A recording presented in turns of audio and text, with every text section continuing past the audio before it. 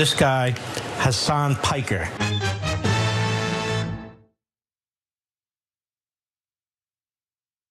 There are some problems here. Sorry, big time. I'm so upset. Oh my God.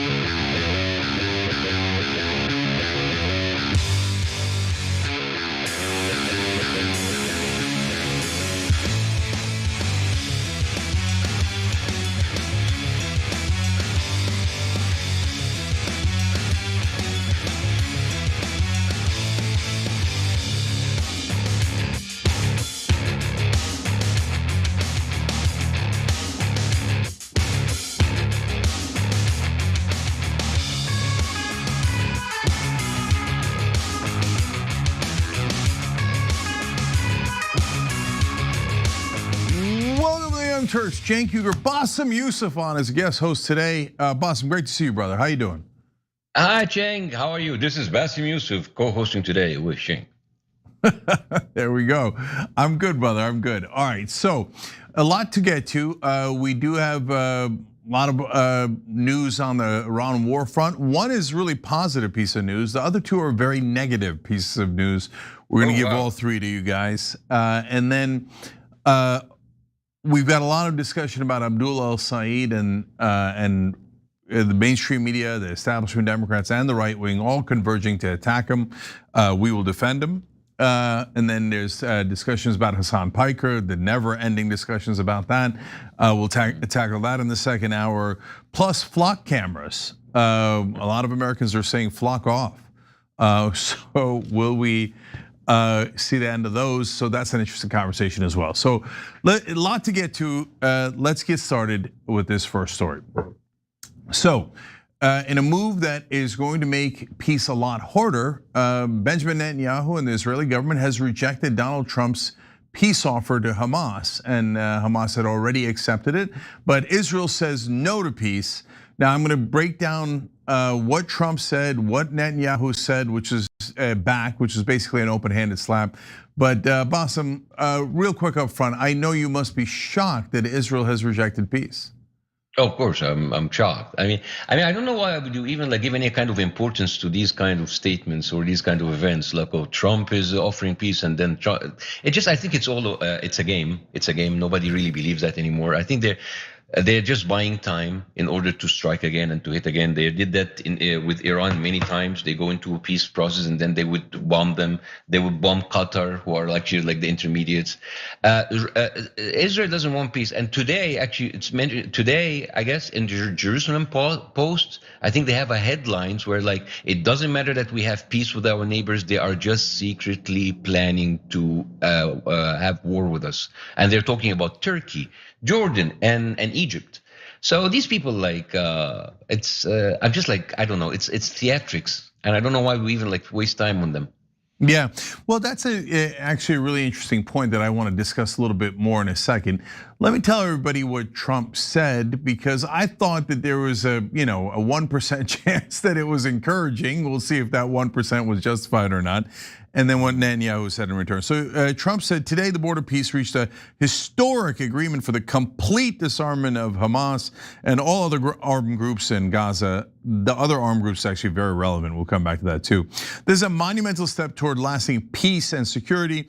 He said the agreement will be carried out in carefully structured phases, which actually makes sense. As disarmament is completed, Israeli forces will withdraw, and the International Stabilization Force will work with a new Palestinian police force to take responsibility for Gaza being safe for its residents and its neighbors. This is actually a logical plan. That's why both sides, America and Hamas, has agreed to this. The one, of course, stumbling block is always Israel, because they never want peace. But here, Hamas is saying, look, let's do it in parts. We disarm, they withdraw, we disarm, they withdraw. We hand it over to an international force.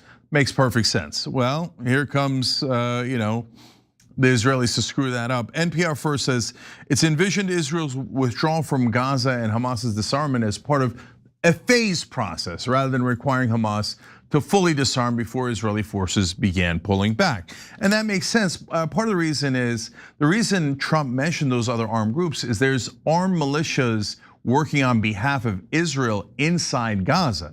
So if Hamas gives up all of their weapons first, as Israel wants, gets no concessions back, and not even disarming the Israeli-backed militias, then they'll be at the mercy of those militias. So that is a totally undoable ask, and they would never agree to it. It would basically be a death sentence for them.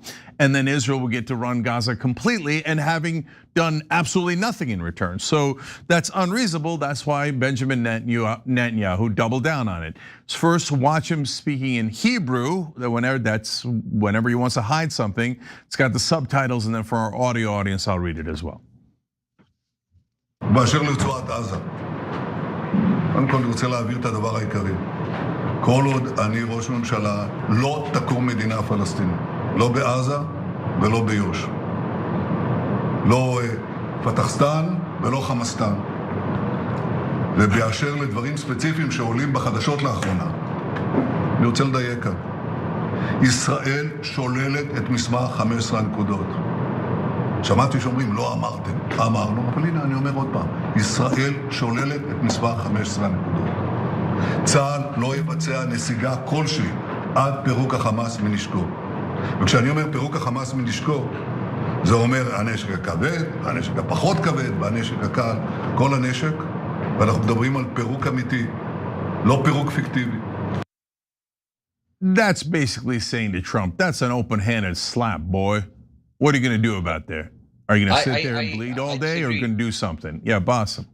I disagree. I disagree. I don't think it's an open slap. I think they want you to believe that they are in disagreement. They want you to believe it's like, oh, Trump said this and Netanyahu said no. It's like, oh my God, look, this. I mean, are we playing this game again?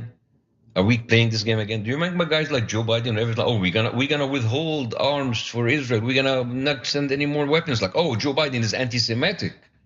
Remember that? Yeah. And then Joe Biden will send the weapons and then things. And then they even called Trump, if you remember, many times during this couple of years, anti-Semitic, and you hate the Jews. And then Trump will say bad, like, we'll be tough on Netanyahu. It's all an act. It's all an act. And at the end of the day, this is just like, this has been happening even before 1948. And I remember quite well when I studied this, it's like how in the beginning at 1948 when the Arabs came in and they kind of like gained ground and then they, okay, well, let's have truce. And then they used the truce in order to get more weapons in order and then to kill the Arabs and Palestinians. So I just like, it's not an open hand slap. It's not an insult to Trump. It's not like Israel disrespecting Trump. It's all an act. And I just like don't buy it for 1 second. So I hear you on the general point, and it's a point we make all the time, and then Axios comes in, and they did in this case too, and oh, there was a lot of finger wagging and strongly worded letters and phone calls. You're totally right about that. But in this one, there's a little bit more nuance. So let me read what Netanyahu said in English and why I say it's an open-handed slap. So he said, as long as I'm prime minister, a Palestinian state will not be established. So that's very definitive, of course, never covered by the American press. Neither in Gaza nor in Judea and Samaria, that's the West Bank. So he's saying, no, we're gonna give the Palestinians absolutely nothing and try to enslave them for the rest of time. He said neither Fatahstan or Hamastan. Hamas is obviously in Gaza. Fatah is in the West Bank. So he's saying, even though Fatah did not attack us, we're never gonna give them freedom anyway. He says, regarding specific matters surfacing in the news lately, I wish to be precise here. Israel does not accept the 15-point document. The IDF will not carry out any withdrawal until Hamas is disarmed. And when I say the disarming of Hamas, it means heavy weaponry, light weaponry, and all weaponry. And we're talking about genuine disarmament, not fictitious disarmament. So he's basically saying until we remove every rock and stick in Gaza, Israel's not going to withdraw because he said before very clearly, under no circumstances are they going to withdraw. They have 70% of Gaza and they're going to try to keep it. They're going to try to drive out all the Palestinians from the West Bank and try to keep it. But Bassem, normally the way that they do this is, well, we love Donald Trump and it's great honor to work with him and he's such a big brother to us. And his peace proposals are lovely and fantastic. We're waiting for the disarmament of Hamas and etc. Him saying, no, I reject his 15-point plan is a way of saying publicly, no, I'm against what Donald Trump is doing. Now, you could say that it's part of a coordinated back and forth, and it has been in the past, but why would Donald Trump agree to being slapped publicly and saying, no, I'm not gonna do your dumb peace plan. Shut up, little boy. Because that's what Netanyahu is saying, and he's saying it publicly. So is Trump like, I guess, and it's a fair point if you say he's signed up for this humiliation ritual and likes it when Netanyahu slaps him around publicly, but that is definitely not hiding the ball. It's saying we're not going to listen to America. Sure, but like you're saying, as if we didn't see this humiliation before. They humiliated him many times on Iran when he didn't want to strike, and then they would humiliate him until he would strike. Like, is this the first time that Netanyahu humiliated Trump, or humiliated America, or humiliated the American administration? It's again, it is a deja vu. It is this whole like back and forth, and then they give you the idea. It's like, oh, they're not in disagreement. You see, everybody who said like Trump is controlled by Netanyahu. See how Trump did this on his own, and then he's just like he's done, and then he folds. It is a game. It is a way to just like buy time. Trump proposes a peace deal, then Netanyahu says no, and then in the meantime, Israel just like bomb Gaza with everything they got, continue killing people every single day. Same thing on Lebanon. How many times did Trump say like enough, go back, enough hitting Lebanon, and then Netanyahu go hit it. I get it's not an open slap. It's not, and I think that we're just like reading too much into it, and I think they are just giving us this for us to have these like discussions. Oh, do you think Trump is being humiliated by Netanyahu? He doesn't care. He doesn't care. This is all a game.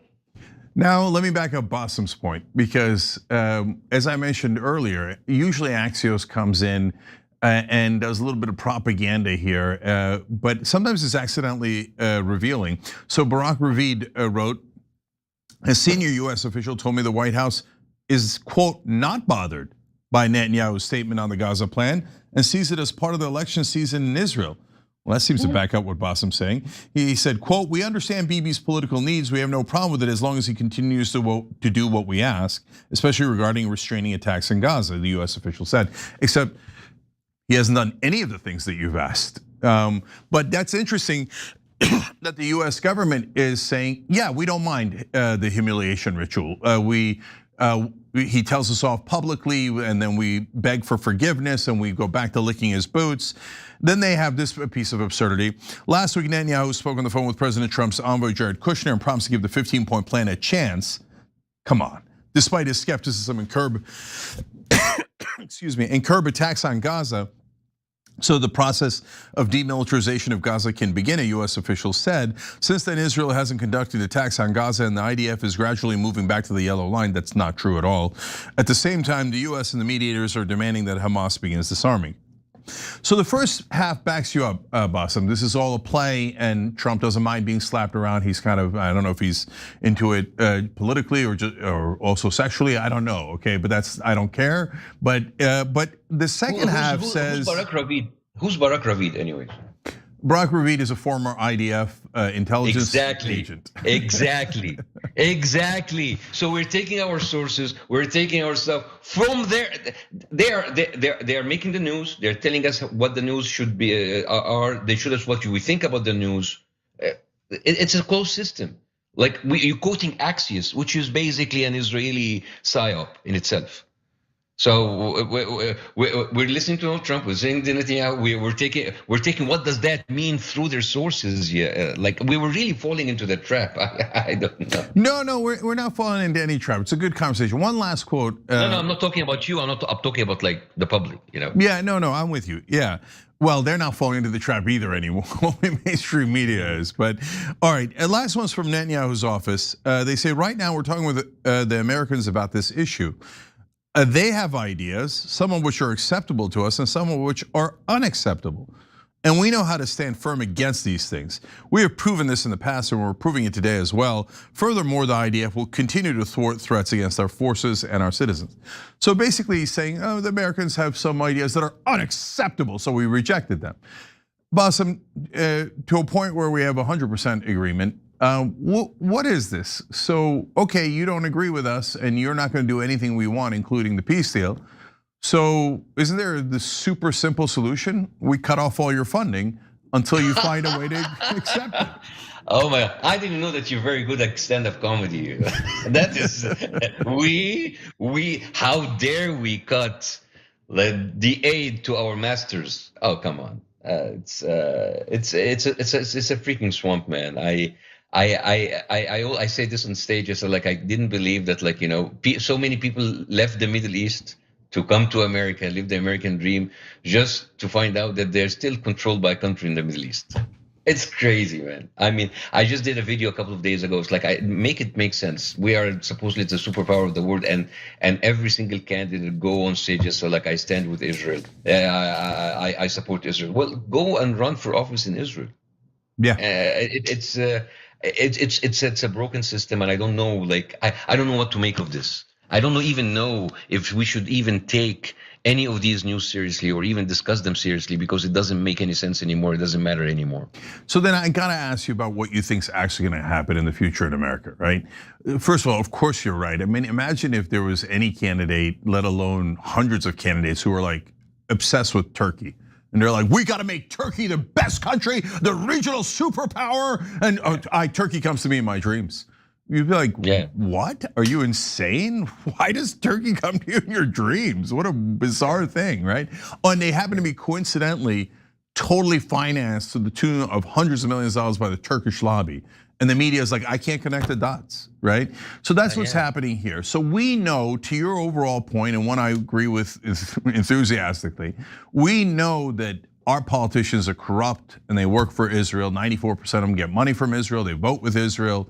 And our media is corrupt, and they do all these silly games of hiring former IDF agents to write all their stories about Israel and how we have a special ally and relationship, and we need to be good boys and girls and listen to everything Israel says and shut up about it and give them all of our money and our military. But the American people have turned now, and about 2/3 of them are against it. So since Washington's not gonna budge at all, and now they're trying to merge our military technology, get even deeper into a relationship with Israel, and the American people can't stand it anymore and have realized, oh, the reason we never have peace, the reason we have endless wars in the Middle East is because Israel's making us do those wars. Those are all their neighbors that we're attacking on their behalf so they can take more of their land. So how does this movie end, Bassem? Well, the movie ends in a very dystopian reality where everything that America has been making fun about, the third world countries where people are living under oppression, and they know that they're living under oppression and living low under dictatorship, but they can't do anything about it because anybody who will talk will be either put in jail or have his career end. And we see kind of a glimpse of that reality in America right now, because now we have many incidents where you have, if people criticize Israel, people criticize Zionism, criticize Netanyahu, they actually have their career ending. Now, if you go a little bit further and you start to protest, you're gonna get beaten up, being thrown out of college. So if you continue that trajectory, you will have a full-blown dystopian reality where people are afraid to speak, and if they do, they're going to be penalized, and the media will tell you everything, we're okay, we are the #1 free country in the world, we have freedom, and that will be the reality. We're heading to that. So people will be living knowing exactly who their overlords is, who the overlords are, and then I'm not gonna be too scared to speak about it. Exactly like what happens in a military dictatorship or a religious dictatorship, where everybody knows that it's not really a freedom, but we can't say anything about it. So I think we're heading towards that. I don't know how many years it's gonna take. And it's scary to see this, but it's happening right now. You have Marco Rubio, the Secretary of State, telling we are going to revoke anyone's visas coming to this country if they are critical of Israel. Yeah. We're seeing that already, and so yeah, I think this is the dystopian reality we're heading to. Yeah, so it's hard to argue with that. I mean, obviously, Hasan Piker and I got banned from the United Kingdom for criticizing Israel, so our freedom of movement has been taken away from us. A portion of our freedom has. Hasan got banned from speaking at University of Washington just yesterday. We'll talk about that later in the show. I'm banned from all of cable news. So the oppression is. Do you know what happened to me in the UK and Europe in my tour? What happened? So they didn't ban me, but they tried to ban me. The Zionist organizations there tried to revoke the visa that I already got, and every single entry point in the UK or Schengen visa in Europe, I spent over an hour, and sometimes I would take it into secondary inspection, like a freaking terrorist, and I had an American passport. Yeah. Can you imagine that? Yeah, now an American passport doesn't mean anything. Either you're an Israeli or you're not. The Israelis get special privileges for everything, but you got an American passport in the West Bank or Gaza Strip, Israel will murder you in a second. And 10 Americans murdered in the last 3 years, and no one's even been arrested because they're spitting in our face. So look, I have a little bit more, by nature a little bit more optimistic than Bassem. I think America is a little bit different, and I think that people here are gonna rebel. They're gonna rebel against the system, and I hope it's a political rebellion. But either way, there's a rebellion coming because Americans are gonna sit there and be the dogs of another nation. And unfortunately, that has happened right underneath our nose for a long, long time. And as people are waking up to it, they are becoming furious about it, no matter how much mainstream media and our politicians lie. All right, we're gonna take a quick break here. When we come back, one piece of good news about the Iran war, another piece of devastating news about the Iran war, and I'm very curious about Bassem's reaction to that. And we'll talk about the attacks against Abdullah al-Said as well. We'll be right back. Hasan Piker.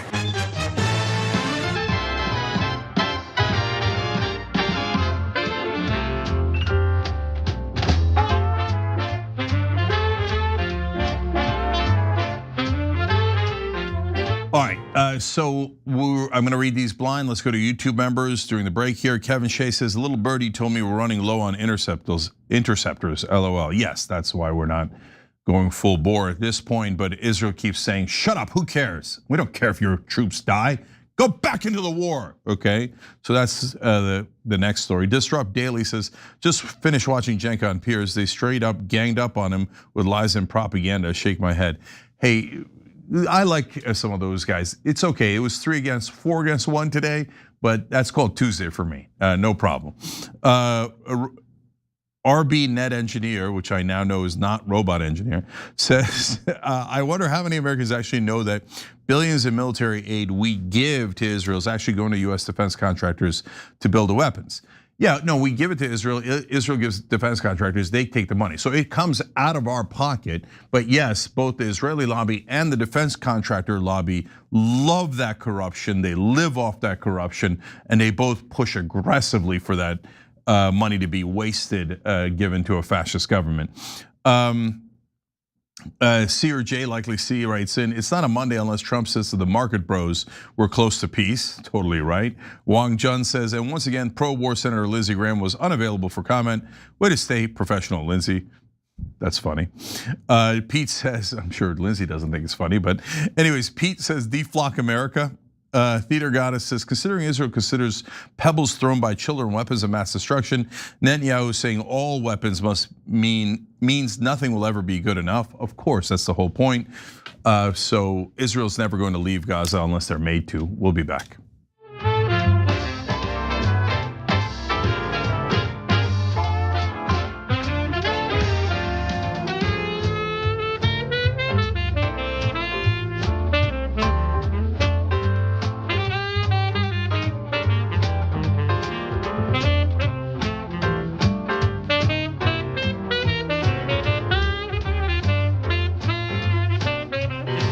Back on the Young Turks, Cenk and Bassem Youssef with you guys. Another really important story here. So Donald Trump claims he's looking for a way out of the Iran war. I'm curious what Bassem thinks about that and if he thinks that one is genuine or not. But he's apparently gotten desperate enough that he's taking nukes off the table, which is a bit shocking. So let me read that to you, Bassem, and then get your reaction. According to the Wall Street Journal, for weeks, President Trump had been laying the groundwork to declare victory in the Iran war should Tehran fully reopen the Strait of Hormuz, even floating the idea privately to senior aides that he's willing to walk away without a nuclear deal, US officials said. On the nuclear concerns, Trump has told senior aides privately in recent weeks that Tehran is likely unable to revive its nuclear work during his presidency after the US destroyed 3 primary nuclear sites last year, the officials added. And then over the weekend, he seemed to also tone it down more on the aggressive threats against Iran. He said, we are low-keying it. We are only semi-negotiating with them. I don't know what that means, and of course it doesn't mean anything because we're not negotiating with them at all. We're just watching Iran with its huge inflation and the fact that they have no money, he said. Okay, so Bassem, couple of angles here. Number one, it looks like Trump has realized we have no chance of winning this war, right? So he claimed that this was to make sure that they don't have any kind of nuclear weapons program, and now he's saying, don't worry about it. Who cares about their nuclear weapons program? Does that show some sign of desperation, or do you think that this is all still a trick and no, he's about to put in ground troops and he's lying about all that? I don't know, man. We've been through this now for the past, I don't know how many. Like Trump say like a horrible statement like we're gonna end civilization, and then the market share the market goes down, and then there's some insider trading, and then he said like okay, we're good now, and then there's the market goes up, and then there's insider trading. I don't know. I don't know if we should take Trump seriously about anything he takes, because I don't trust him. I don't believe him. I don't know what he say next week. He's been making us guess what will be his next move, and we never guess it, because he just like he flip-flops, he changes.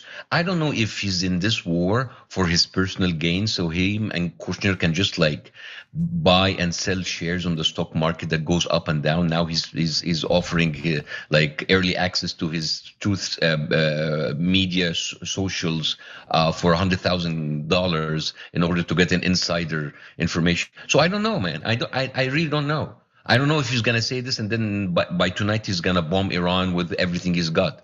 So I really don't know. You have a president that is unpredictable, that he has been using this confusion in the world about the war in order for his own personal gains. So I don't know. What do you think? Do you even take anything that he says seriously anymore?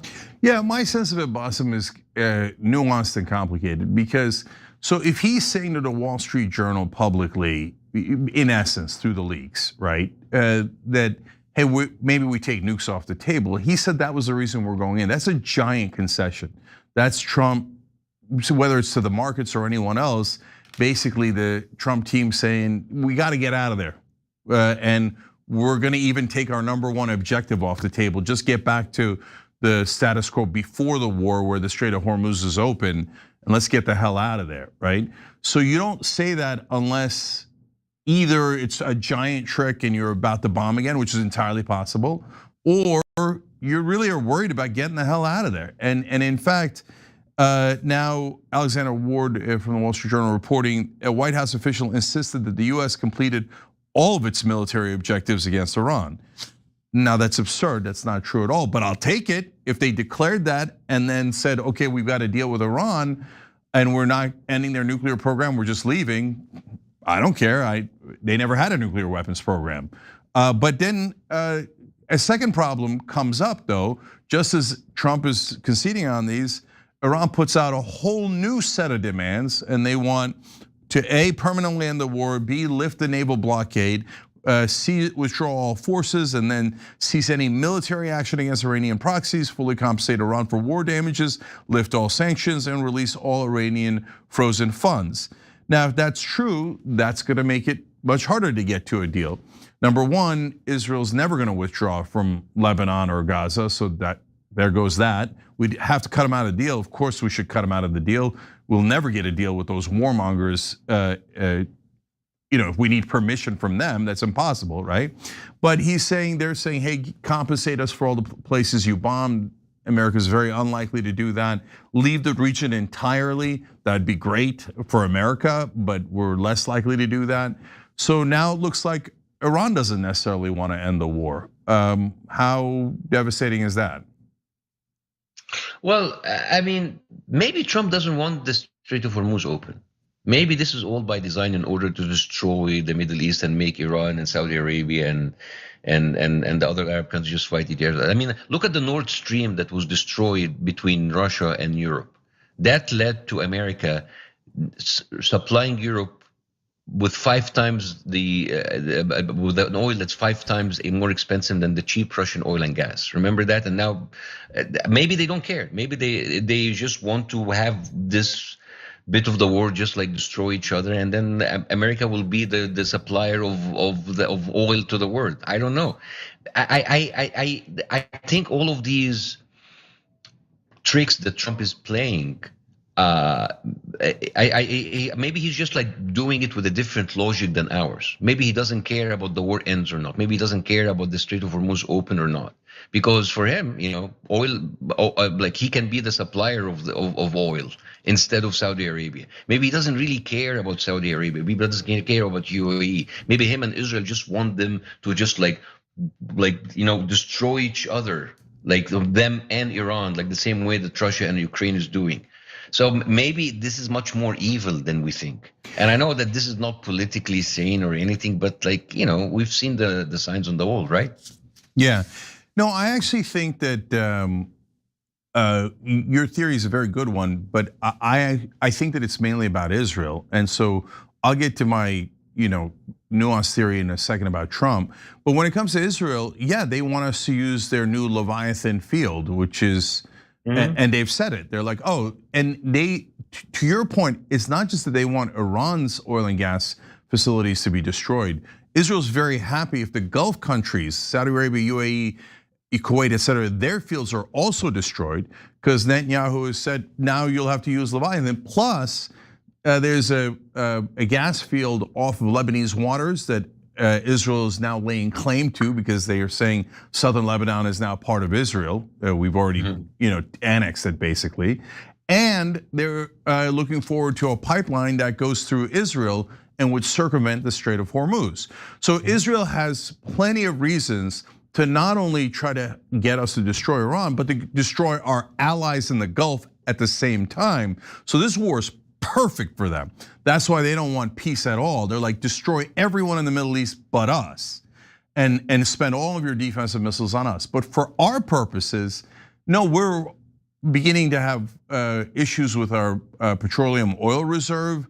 We have issues with our economy, with inflation. So in fact, US emergency oil reserve is now below 300 million barrels for the first time since 1983.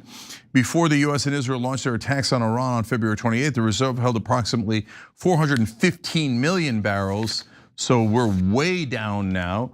And so my theory, Bassem, is that Israel 100% wants this, pushed us into this, and that, yeah, sure, the Adelsons alone gave over $300 million to Donald Trump, and that certainly affected him in many of his decisions. And they surround Trump with a bunch of warmongers, both in the White House that serve Israel, like Marco Rubio and Pete Hegseth and Ratcliffe in the intelligence, et cetera. All Israel first. Turns on television, all Israel first. We can go to a clip on that if we want to, but you guys all know it. They're all pushing for war, right? They've surrounded him in a bubble of, oh, you'll be amazing if you declare war. But I think that all of that is still not enough to punch yourself in the face this hard and wind up at a 32% approval rating, even portions of MAGA hating you. He's lost all independence, all young people. He's now losing people without a college education that was his strongest demographic. He's losing white people, he's losing males, he's losing everything. So I don't think Trump is doing that on purpose. I think they have blackmail over him. And I think every time he goes, come on guys, this is too unreasonable. We're gonna destroy America completely. We're gonna destroy our economy. We don't even have defensive missiles left. We're gonna lose our ships.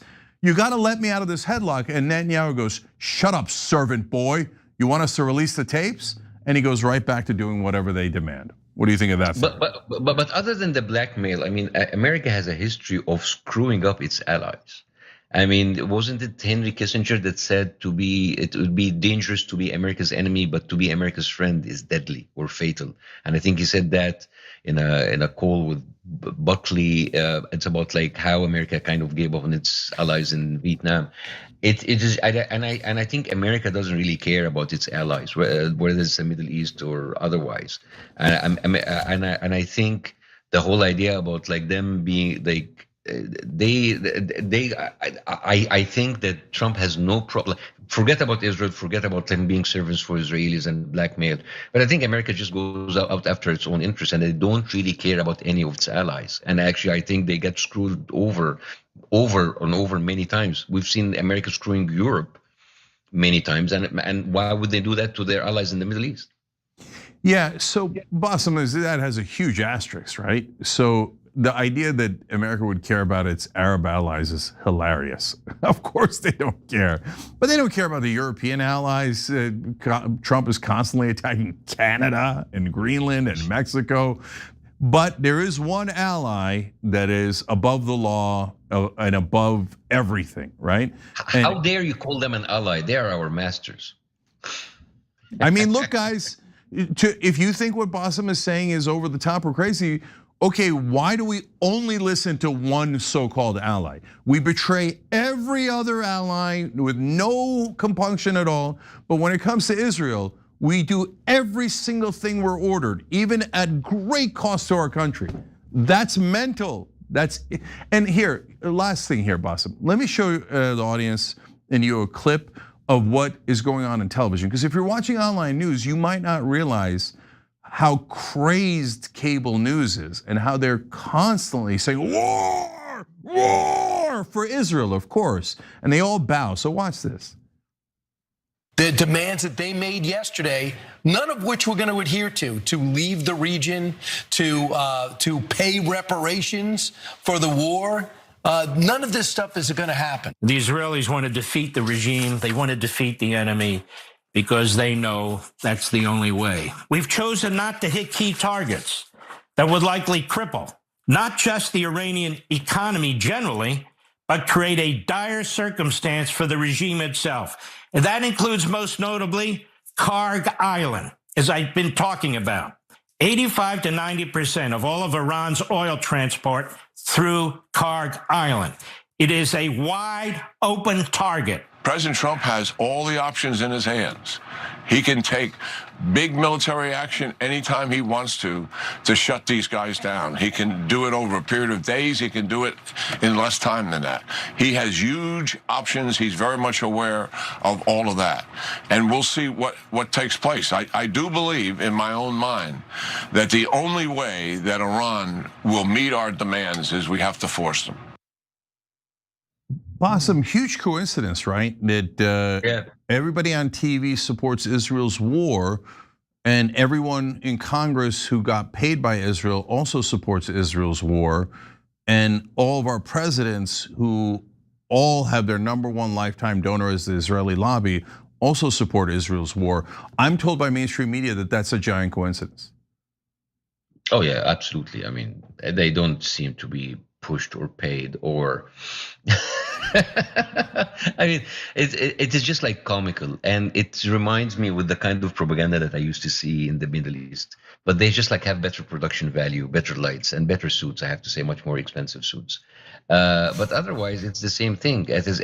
I imagine these people are getting the phone call from Tel Aviv. I don't think they even have the phone calls anymore. I think they're like spineless by nature, and I think they go in, but it is the how everybody's synchronized, like a little symphony. They go in, it's like and they speak. And I love these videos where they take the same exact word and the same exact sentences. Remember at the beginning of the war, this like famous clip that went around. There's like a short-term pain, long-term gains. Remember that? Yeah. Remember that? That was like I love that clip. It seems that like they just sent everybody the script and they forgot to change them for each one, so it doesn't look as if it was like a copycat. But it is like how the chorus goes on, and it's interesting how so many Americans still fall for that. You know how we say that people are changing. I think we're just giving people here too much credit. I think there's the vast majority of Americans still don't see. You have 25% of Americans, like the evangelical church, that has completely brainwashed them, and they are completely controlled from Israel. You have 25% of the public. They look at this from a completely religious point of view, and they don't see it. And they have a lot of people who just is brown people and Arabs and Muslims who said, yeah, I don't care, as long as we hit them. So it's just like. These people have so many, the Fox News and CNN and all of these people have so much reach, and people are listening to them. And I don't know if that will ever change. Yeah, look, the people that watch TV, they get brainwashed by this stuff, and they don't realize that there's an alternate story. They genuinely, they're like, that's the news to them, right?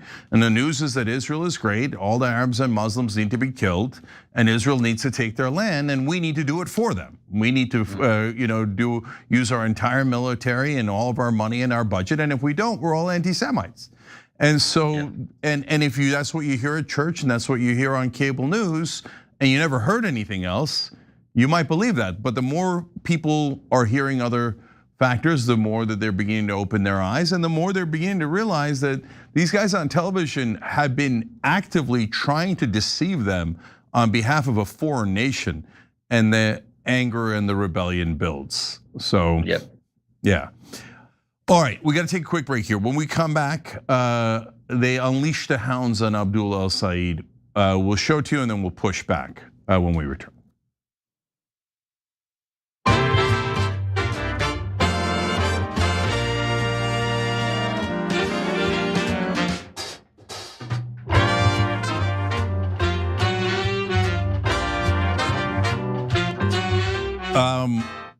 All right, let's go to our members on TYT.com. Again, I'm reading these blind. Art Guy says, Hebrew, the secret Jewish language nobody else can possibly translate.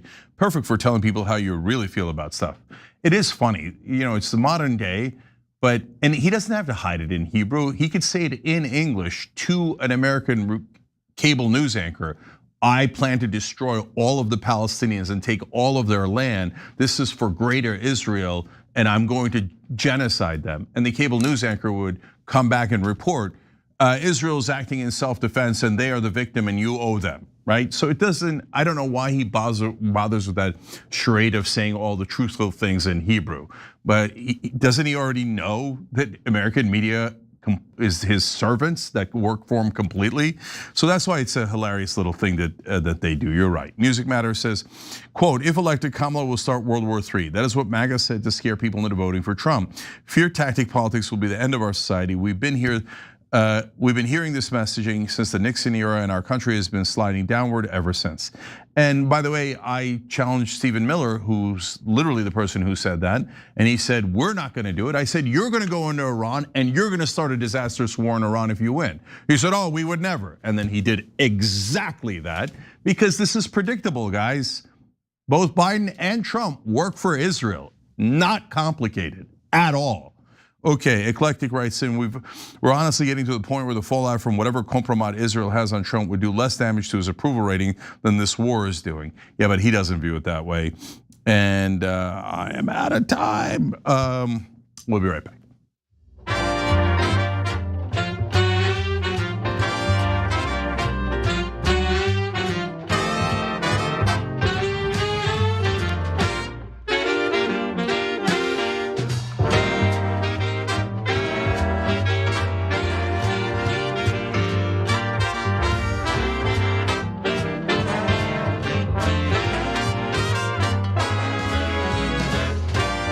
Back on TYT, Cenk, Uyghur, Bassem Youssef, and I like this comment from Howard Tibbs III, a YouTube member.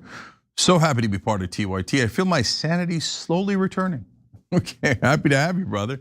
Everybody hit that join button, become part of the Young Turks, and help spread truth. All right, let's go to the next story. When asked about Hasan Piker's comments on 9/11, Senator Bernie Sanders called it a dumb statement. Do you agree? Do you disavow those comments that America deserved 9/11? Bassem, I thought they might not ask about Hasan Piker's comments, but luckily she asked 2 or 3 times. Let me show you the whole clip and then get your reaction. Watch this. You face scrutiny for campaigning with socialist streamer Hasan Piker, who has made a series of inflammatory comments, as you well know, including saying America deserved 9/11, describing Hamas as a lesser evil than Israel. Do you plan to continue to campaign with Hasan Piker in the general election campaign? Look, I'm less concerned now with who I'm campaigning with, a lot more concerned about who I'm campaigning to. We got a lot of work to do to continue to build the coalition that's going to beat Mike Rogers. Would you welcome him, though? On the campaign trail with you? Like I said, I'm a lot more focused on who I'm campaigning to. When asked about Hasan Piker's comments on 9/11, Senator Bernie Sanders called it a dumb statement. Do you agree? Do you disavow those comments that America deserved 9/11? Of course it was a dumb statement. And of course, I think Hasan himself would say that was a dumb statement. He disavowed it. So yes, America didn't deserve 9/11. But to sit here and play gotcha politics with a dumb thing somebody said out of context that they disavowed themselves to say, oh, well, what does that mean about what you think? I want to be held accountable for what I say and what I do. So Bassem, apparently Hasan Piker is the most relevant political person in the country. Everyone has to be. Do you denounce him, Bassem? Oh, yeah, of course I denounce it. I would love the media to also ask everybody running in any campaign about everybody who they have been associated with, because that will open a can of worms, right? I mean, let's talk about like Cory Booker, like, the guy is buddies with Rabbi Shmuley, and I'm sure that we can take so many things that Rabbi Shmuley said that's so anti-American and just like straight up like racist and horrible. Why don't they ask that, right? I mean, why don't they ask the people who run the campaign who kind of like they go hand in hand next to most of the most horrible pro-Israeli propagandists, and nobody is asking them about, like, what do you think about your friend who's saying this for Israel? Nobody's saying that. But when it's like a Muslim or an anti-Israeli candidate, suddenly everybody's circle is like, we need him to answer for them, which is quite stupid, right? Which is, I welcome if they do that on the other side, but they never do, right? Yeah. In fact, this morning on Piers Morgan, I asked, why doesn't anybody ask Mike Rogers, Abdul el-Said's opponent, do you denounce Benjamin Netanyahu? Because Mike Rogers is taking, not just campaigning with the Israeli lobby, he's taking money from them, hundreds of thousands of dollars, soon to be millions and tens of millions. So, and Hasan. At least Hasan Piker didn't pay Abdul Said millions of dollars. I mean, if he did, so if he did, I would like to call Hasan because he's my friend and I have him on my phone, and I would like him, oh, don't you give me a couple million, brother. So Hasan said something that was wrong, and then he immediately took it back like a day or two later, and that was about 8 years ago or so. Netanyahu killed 23,000 children. By the way, Kamala Harris never got asked to denounce Dick Cheney, who got hundreds of thousands of people killed and brought torture back. Hillary Clinton never got asked to denounce Henry Kissinger, who got arguably millions of people killed. So as long as you're getting millions of people killed or torturing people or killing children, our media is totally fine with it. No problem. You don't have to renounce anyone. A streamer said something wrong. At one point out of tens of thousands of hours of talking, well, ladies and gentlemen, we got him. And I don't know if Kirsten Welker and the rest of the Meet the Press crew realize how ridiculously biased they are, and how they seem like they're doing a hatchet job on every outsider candidate, and how much they love insiders. But maybe they just don't realize that almost everything they say is a lie. Here, I'm gonna give you an example outside of Israel. Watch this interaction on Medicare for All. You served as a public health official in Michigan. You even co-authored a book making the case for Medicare for all. Senator Bernie Sanders also campaigned on it as a presidential candidate back in 2016. 10 years later, this idea still does not have a majority support in Congress. If you were to win in November, Dr. El-Sayed, how do you make Medicare for all a reality when so far it has not had enough support? We're watching more people support Medicare for all every day. We're watching more elected officials support Medicare for all every day. And in a lot of ways, this campaign was a referendum on whether or not we want health care here or bomb somewhere else. And I think the Michigan voter chose health care here. Do you see that deceitful trick that Welker did, where she made it sound like Medicare for all is unpopular, but if you listen carefully, she said a majority of people in Congress. Don't agree. Now, she knows there's a poll, unless she's ignorant, which is entirely possible, that there's a poll that shows that 65% of Americans want Medicare for all. Bassem, that's 2/3 of Americans saying we want this. But when you turn on television, they go, it's unpopular. And are you still in favor of it 10 years later? How dare you support 2/3 of Americans? What a radical position. So, I mean, is Well, there they did anything thi- that television this with doesn't lie Mamdani. about? They did this with Mamdani. Remember when Mamdani was running and all of these promises about like freezing the rent, like having public transportation? It couldn't be done. How are we gonna get the money? And now he's actually doing really good progress. So the thing is, you either are corrupt and nobody's gonna ask you about all your corruption, or you're gonna do something like, that is beneficial for the public, and then they're gonna just like poke hole into it. It's like, oh, it's either not gonna be done, it's not popular, it's not feasible, and then so basically they don't care about the people. Yeah. The media has proven many times, time and time again, that don't care about the people, and all of these are just like gotcha questions. Because I would really want to see the same woman debate the other candidate. And or actually, did this woman did she have the other candidate on her show? I would love to see that interview. Yeah, because that would be interesting. Yeah, as far as I know, Mike Rogers has not gone on. No, not Mike. The other, the Haley, the one that was running against. No, they all hide, they barely do any interviews. But it doesn't matter. Anytime that she was asked questions, they were all super softball questions. You know that, like. They never ever touch the insiders. The insiders, that they view them as demigods, and so and look, Welker, by the way, in the rest of that interview, basically said to Abdul El-Sayed exactly what you predicted there, Bassem. She was like, "How are you going to pay for that? That's really, aren't you? Why don't you admit you're going to raise taxes? Aren't you going to raise taxes, right?" But wait a minute, how come Welker never did that with the Iran war? How come she never did that with money going to Israel? Like the same exact situation. Wait, we're spending a lot of money. At least in one case we get healthcare, in another case we get war, death, and destruction, and nothing for us. But Welker just can't find a way to ask how we're gonna pay for that. No Meet the Press host has ever asked about war. How are we going to pay for that? Because they love war and they're lying about being objective, and they just want to lie to you 24/7 so you don't accidentally vote for the person who's actually going to help you. They would hate that idea.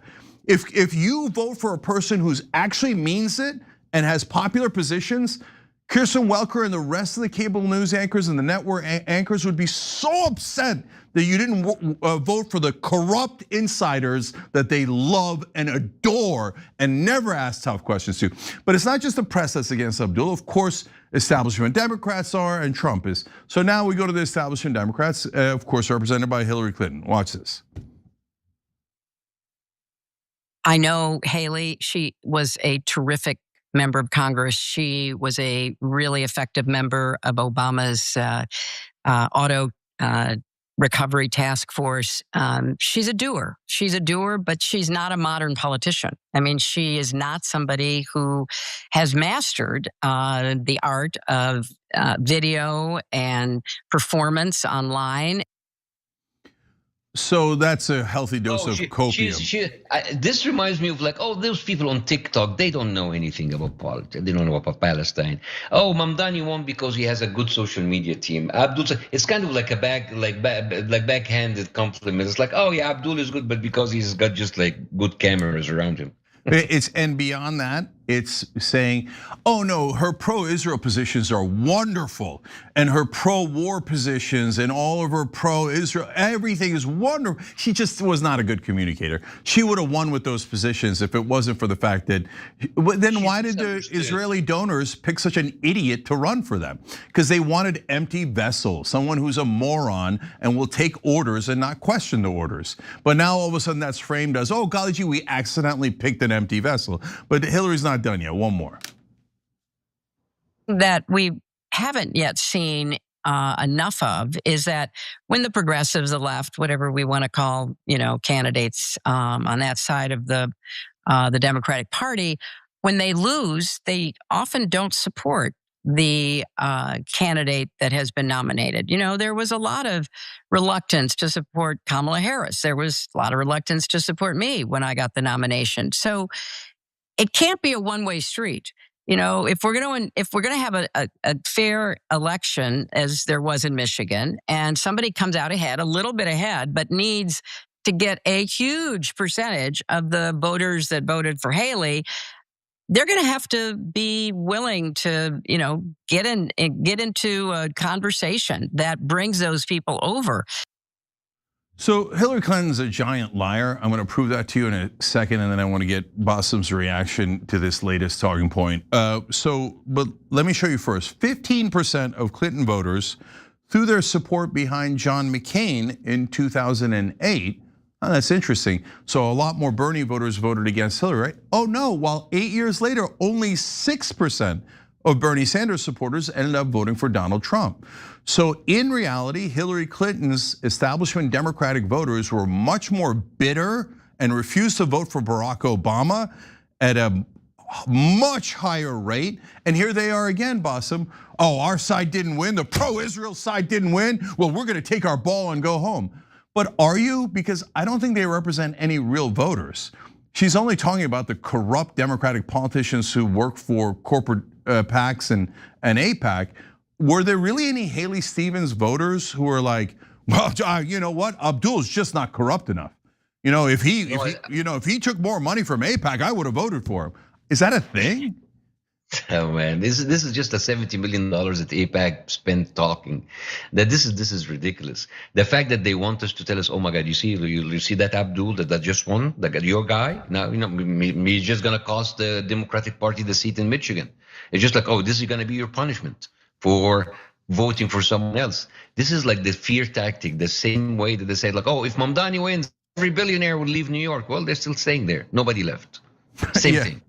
Yeah, and so it's weird. Now, mainstream media, Hillary Clinton and Donald Trump all agree to the same thing. I was led to believe that they were against each other, but look at the Uniparty uniting the minute there's an outsider candidate who might represent the voters. So here comes Donald Trump, and Abdul had a terrific comeback to Trump's attack on his family. Watch this.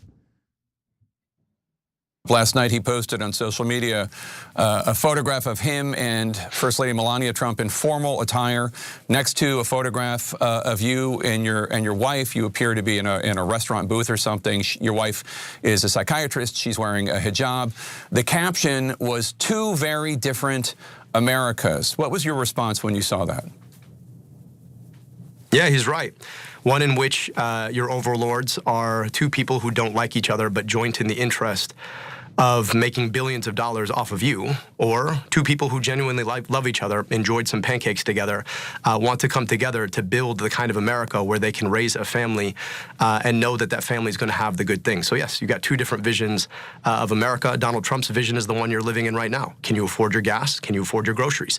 Do you believe when you look your kids in the eye that they're going to have a better future than you did? Bassem, how excited are you that we now got Muslim American candidates just killing it out there in the campaign trail? I mean, he's slicing and dicing them. So that attack totally backfired with what Abdul said, don't you think? I love when he said, like, yes, he's right. Look at Tapper's face. He said, he did this. Like when he said, like, he's right, he said this, and then, oh, whoa, wow, this guy is cooking. Yeah, and actually I love his thing when the other guy told him, well, Trump said that you're full of shit. It's like, well, at least I don't get mine into the Oval Office. That was a masterclass, I have to say. I love the comebacks. I love the comebacks. I love the comebacks. I like the people who are like quick on their feet. But Tapper's face, that guy Tappers, by the way, he's one who kind of like promoted all of the rape hoax in the October 7th. He got in like questionable witnesses who changed their words every time, but that's another conversation. But anyway. Yeah, don't get me started on Jake Tapper. We won't be. That'll be a whole nother hour. But Skip, our stage manager, just made a good point. One picture is Trump and Melania at a gala among the elites and the billionaires. Another picture is Abdul and his wife at a diner. Okay, yeah. Which was the real America? Yeah, really. Right, I mean, that to me looks like the real America. That's my existence in terms of diners and what we eat, etc. Gala, we're talking about a gala, okay? And he thinks that's the real America. I don't think it is. Yeah. Okay, so of course, Uniparty united against Abdul el-Sayed. But last thing on this is that you'd have to be nuts to vote for Mike Rogers in Michigan, because you're basically saying, I want this seat represented by Israel and not by America. Why? Why would you do that? Why would you hand any Senate seat, any political seat in the country to a different nation? And Mike Rogers swears to represent Israel loyally in the Senate. So no American should vote for him. Okay, now that we're clear, I want to squeeze in one more story. It's about. Can I say one more thing about Hasan Piker? Because no, we're gonna do that. Let me do the Hasan story here, so you get to say all you want about it. Okay. Go ahead. So here, let's jump into it. You guys are suckers. They're going to do to you next. If I had said America deserved 9/11, trust me, people would still be talking about it and demanding that my visa gets ripped up. I'm sorry, dude, but like if someone was talking about Adolf Hitler that way, you would immediately have alarm bells going off, going like, whoa, what? I've said crazy stuff. You know what I've never said, Cenk, in my entire life? America deserved Americans, over 3,000 dying, burning to death and jumping to their freaking death, and there's no excuse for that. And it's absolutely unconscionable for somebody to say that America deserved 9/11. I was a kid. I remembered what happened on 9/11. He is not sorry. He said that. He's only sorry he got caught. It's his true belief. It's what's in his heart. And there are You millions guys are of making Americans. things up. Okay, so I'm going to show you how I responded on air to that in a minute. But Bassem, give me your thoughts in general about this line of attack. Well, I didn't know that Hasan Piker apologized 2 days later. I didn't know because the media has just like pointed so much on what he said, and they never talked about him like withdrawing his comments. I mean, if you talk about politics, we have a history of politicians saying horrible stuff and that, okay, sorry guys, I didn't mean it. It didn't go. So why don't they don't extend the same courtesy to Hasan? The guy said, okay guys, I said a dumb thing, I'm sorry, just, okay, forget about it. And it's been like going on for 10 years. Okay, what do they want to do to him? They want him to what? Kill himself? I mean, the guy said something dumb and he apologized. And he said like, I'm sorry, I didn't, it was dumb. Okay, what else do you want? Yeah. Seriously. So yeah, he came right on this program on the Young Turks and said, look, what I really am talking about is that America gets stuck in the quagmire of the Middle East for no reason, and we antagonize the Middle East to help Israel, etc. And I said to the panel, look, you guys all actually agree with that position. You just didn't like the way that he said it, and he didn't like the way he said it, so he came out and clarified immediately, but it's used as an attack line anyway. And I have more to say about that trick, but first, let's just show you my response when we were live on Piers. So these comments matter. It is good that he withdrew them, but the defense, Bullshit that they matter. Can I explain? Well, explain his comments about Mao Zedong, because they are extremely concerning. Why isn't anybody asking Mike Rogers, hey, do you denounce Benjamin Netanyahu? You're taking, not only are you campaigning with the Israeli lobby, not only are you associated with the Israeli lobby, you take money from the Israeli lobby. You are legally bribed by the Israeli lobby. So do you denounce the butcher of Jerusalem that has murdered 23,000 children? That is a very legitimate question, but somehow mainstream media can't ask that question. Why didn't they ask Kamala Harris, do you denounce Dick Cheney, who brought torture back, who got hundreds of thousands of people killed? Instead, they're like, oh, you're so wonderful for bear-hugging Dick Cheney. Why didn't anybody get asked, don't you denounce Henry Kissinger? So these are actual murderers who have slaughtered tens or hundreds of thousands of people, but yet mainstream media doesn't do smear by proxy there. They never ask that question. Oh, what did Hasan say? What did Cenk say? Well, by the way, what did Tucker Carlson say? What did Marjorie Taylor Greene say? Notice that they always do this to outsiders. Bassem, what I warned them about proxy is a great expression. Smeared by proxy, love that. Yeah, thank you, brother. So one of the things I was pointing out to them, and actually at one point in the discussion, a lot of them actually agreed, especially Dave Smith, and is that, guys, you're falling into a trap here.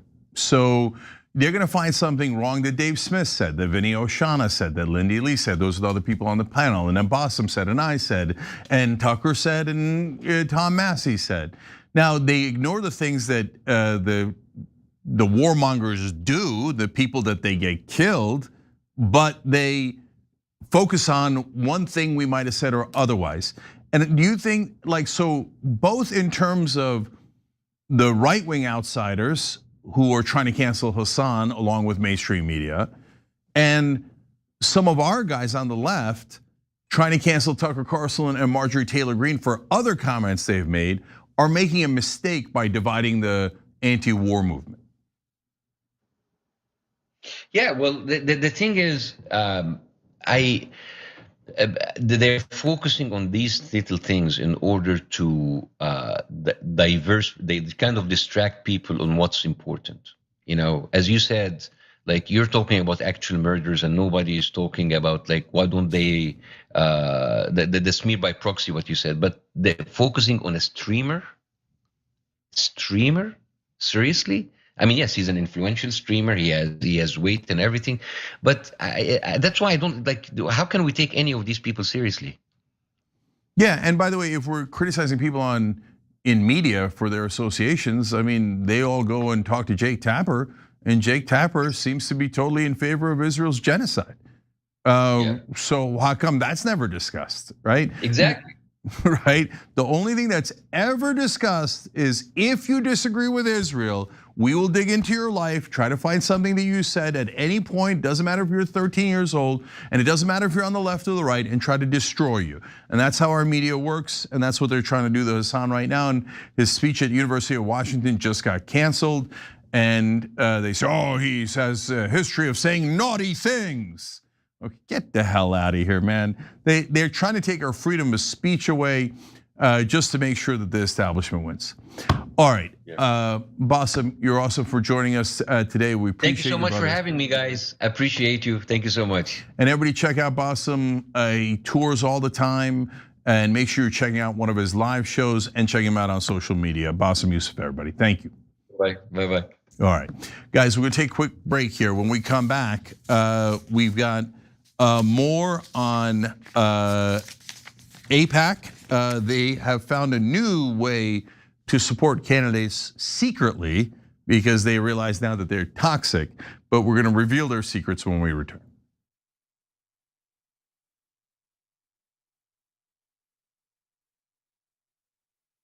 I don't care if you're Christian. In fact, I will fight for you to have your religious liberty and practice your Christianity. I believe in that.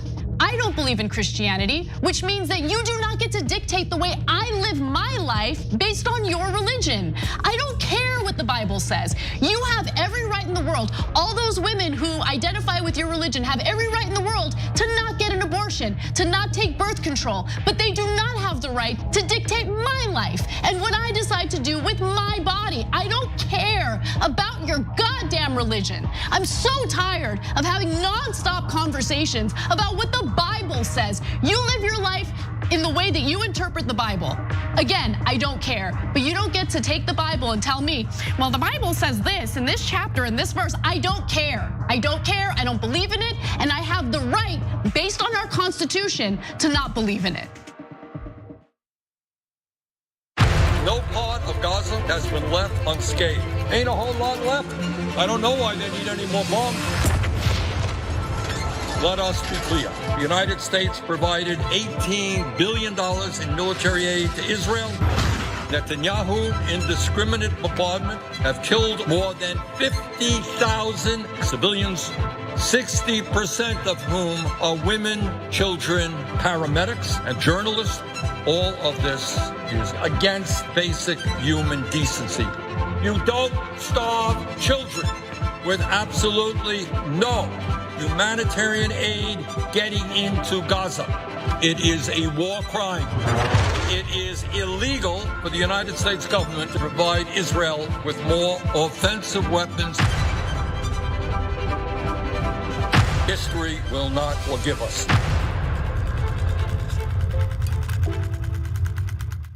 We've been on our phones too much. I feel like we just need to touch grass or something. I told you. I mean, you know what? Let's actually do it. Let's touch the grass. Whoa. Andrew Yang? It's not racist, right? It's him. Yes, it is I, Andrew Yang, out here giving money away as usual. Wait, but literally? Do you use a phone? Noble Mobile will cut your wireless bill in half every month, and you get paid even more if you log off, look up, and touch grass. Oh, I actually have some grass if you... I don't think that's the kind of grass. Not that kind of grass, unfortunately. Wait, what the... Whoa. I guess that kind of grass works too. All grass works. All grass and we get cash? Wait, did you see that, babe?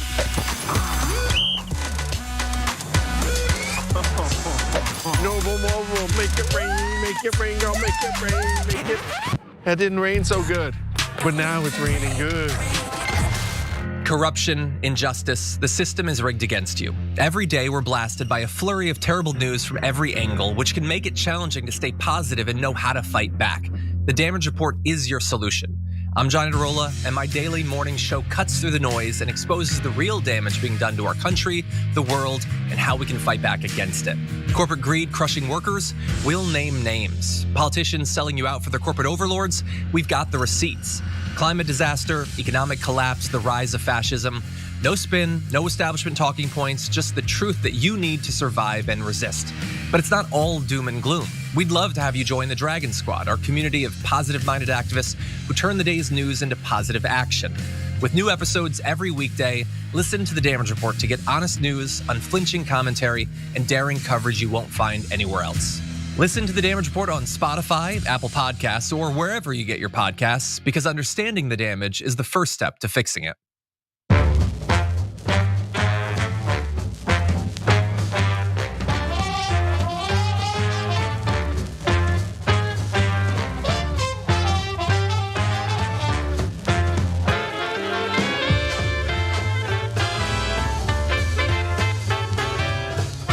All right, back on TYT, Cenk and Elliott Morgan, everybody. The doctor's in the house. He makes house calls. Yeah.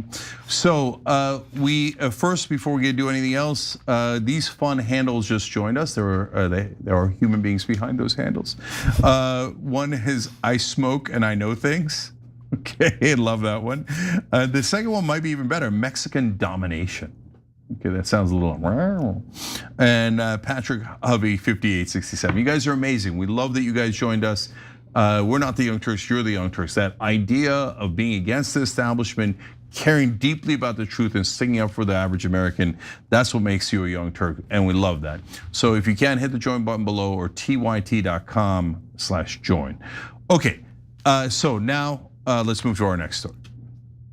People are tired of the status quo politics and establishment policies. They want real change, and Peggy Flanagan is about bringing about real change, standing up to the big money interests. There is a reason why the super PACs and the billionaires are flooding Minnesota with all kinds of money. Same thing as Michigan. But you still are confident Flanagan's going to pull this off? No, I'm not confident. I think it's going to be a very, very close race. Okay. I think she is being outspent 7-1. And under those circumstances, it's tough for anybody to win. So Minnesota's next. After Michigan, they are now attacking all of the progressive populist candidates in Minnesota. How dare they?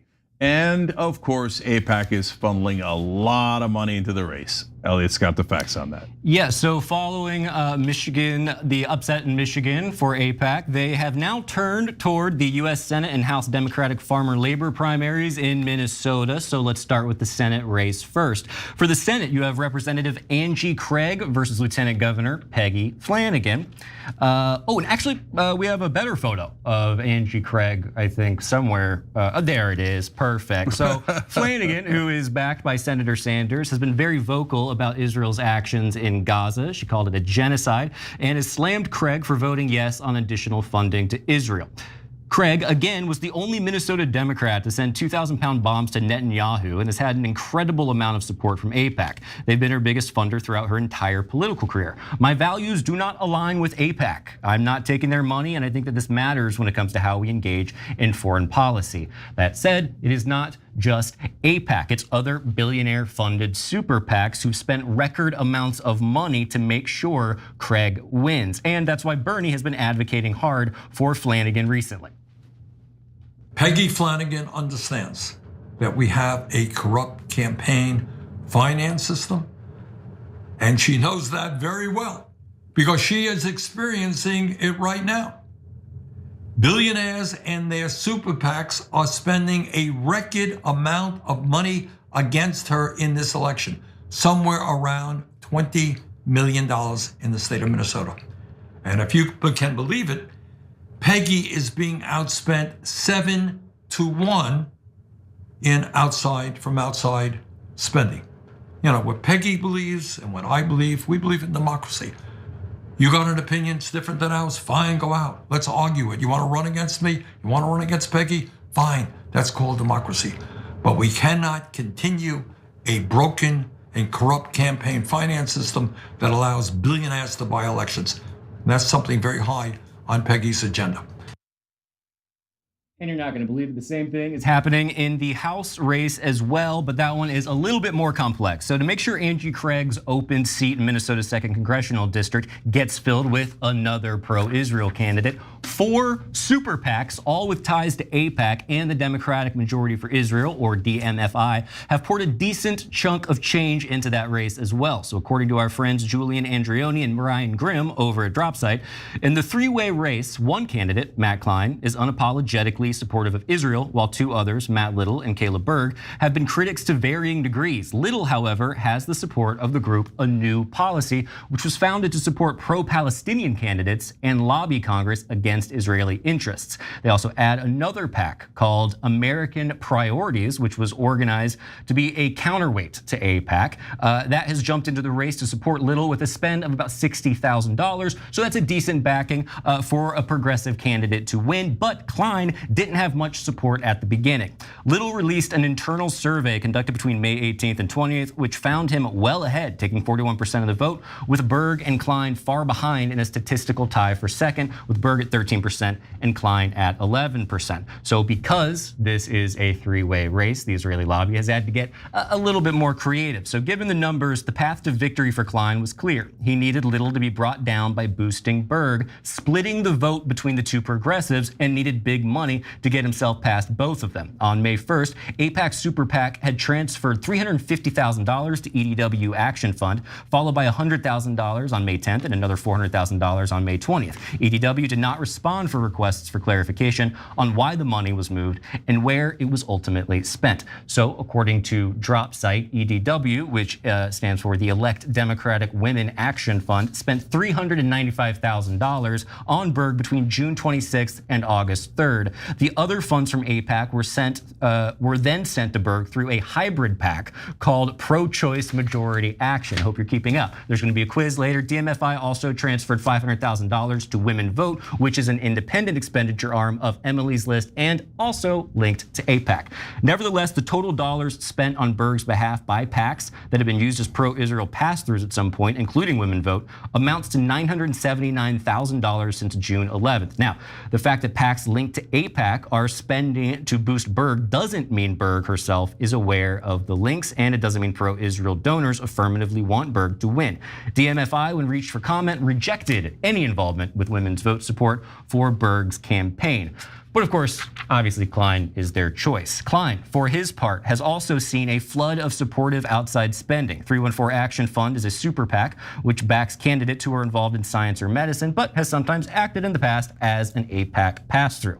FEC records show that the super PAC spent $1.2 million in independent expenditures, backing Klein in 4 installments between July 20th and July 30th. On August 5th, 314 Action dropped another $1.2 million into the race. The state Senate has also received an additional $138,000 from 57 individual donors who have also given to AIPAC, UDP, or DMFI. All of the individual donations were given on the same day, June 28th, many divided in various increments amounting to the maximum $3,500 individual contribution each. So these aren't as big of numbers as we saw in Michigan, but it does still show both the influence of the Israeli lobby as well as other billionaires and the kind of influence they have on our elections, which, in case you've forgotten, are supposed to actually be up to us. Current polls show Angie Craig leading Peggy Flanagan 42% to 40%. And again, the most recent polling for CD2 from June shows Little at 26% and Klein at 19%. But of course, we'll have to see how all of this plays out tomorrow. Cenk, thoughts on all of this? Yeah, so first off, there's 2 different things here that we've been talking about for a while. One is how they funnel money through different groups while they pretend that they're doing something else, right?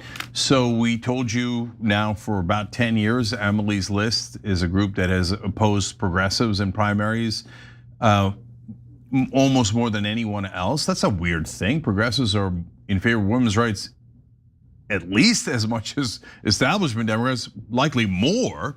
So why would they be opposed to us? It doesn't make any sense, except it's establishment figures that are funneling money through that. And that way, and why pick Emily's List? Why pick these women's rights groups? So we told you about another group they were using last week. They called Chicago Women, but it's actually Israel. It has nothing to do with Chicago women. Why this pro-choice majority and Democratic women groups? Because when you criticize, they get to say sexist. Wait, but it's not for women's rights. And in fact, you're spending it against a woman in one of the races, right? And they're like, yeah, shut up, okay? You're an anti-Semite and a sexist. Well, it's not working anymore. And we see the money. We see the 500,000 going to one group, and then you funnel it over to the group that sounds benign, sounds like they're for women, and then they spend it on the candidate you like, right? So it's now becoming clearer and clearer, and because of outlets like Dropsite News doing great reporting on it, Sludge, Lever, we right here at TYT, we do the best we can, and so people are now realizing, oh, this is totally fraudulent. And how long have they been doing this? For a long, long time. They're doing it more these days because AIPAC is so toxic, the Israeli lobby is so toxic, they have to funnel it through Americans for Puppies and Unicorns, right? And they go, you're a unicornist. How dare you, you puppyist or anti-puppyist? Okay, so now the second thing is how they pick two people in a race. And so I wanna explain that to you guys. So some races, they pick two people because they wanna knock a third person out. A great example was at California 11. Shoykat Chakrabarti was the real populist progressive in that race, co-founder of Just Democrats, and had a firmly anti-Israel position. Then you have Scott Wiener, who formerly had a very pro-Israel position, but since that's Nancy Pelosi's old seat in San Francisco, in the middle of the campaign, in the middle of one of the debates, he changed his position and was like, no, I am slightly opposed to Israel's non-genocide, right?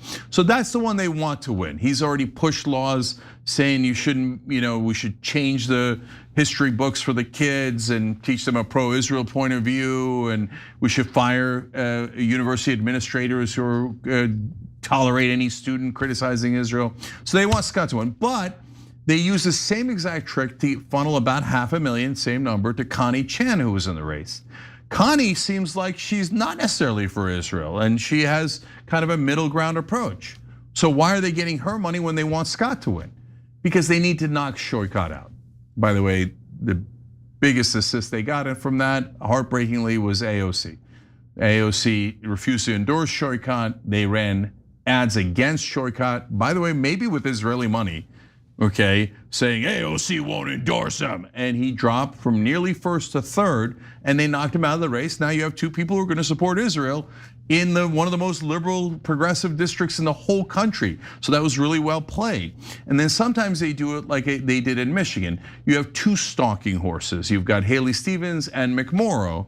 McMorrow claims not to take money from AIPAC, but wrote a policy paper for AIPAC saying how Israel was right about everything, right? So McMorrow is the one pretending not to be for Israel. Connie Chan is pretending.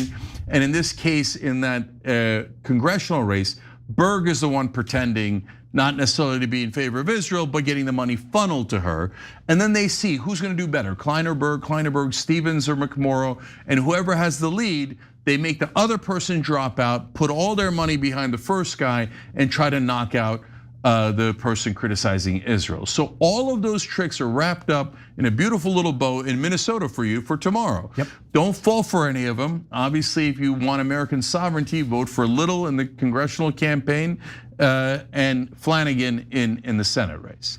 Yeah, what I appreciate too about this story is I'm old enough to remember when in my younger days when I saw this Bernie Sanders guy talking about all the money in politics, and I remember listening to that as a young person and being like, yeah, whatever, what's the big deal, who cares, because I didn't understand anything. And this is a great example of why all this stuff does matter, because it shows exactly how endemic money is in politics right now. And when you have 12,000 lobbyists in Washington, that means that for every democratically elected official whose job is ostensibly to act on behalf of their constituents, there's dozens of people in their ears telling them, hey, maybe go this way, why don't you do this? Actually, if you could just help us out, and then don't even worry about, we're gonna funnel this money through various names until there's absolutely no paper trail.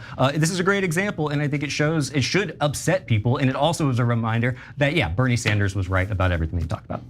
Yeah, absolutely. We got more on how Bernie was right a little bit later in the show on other topics as well. But we appreciate anyone who's revealing these tricks and how it's being played and fighting back against it. And Bernie's been a stalwart. He's been our foundation from day one in fighting back against this, and that's why we love him for it. And we need as many voices on our side speaking out in favor of these good candidates as humanly possible, because they have all the rest of media and they have all the money in the world. So we're getting out to spend at a minimum 7-1, 12-1 in Michigan, and the list goes on. So as we're gonna talk about later in the show, when folks like AOC don't endorse these candidates, it's taking the oxygen out of the room. Don't do that.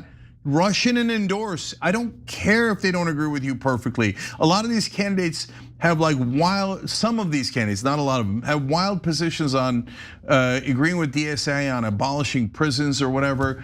But they're not gonna do that because literally no one in Congress agrees with that, and they're not focusing on it, they're not prioritizing. It's like number 1,000 on their list. Mainstream media plucks that out as a trick and goes, that's what they're gonna do, they're gonna abolish prisons and release all the prisons. No, they're not, okay? And why did they get to be so popular?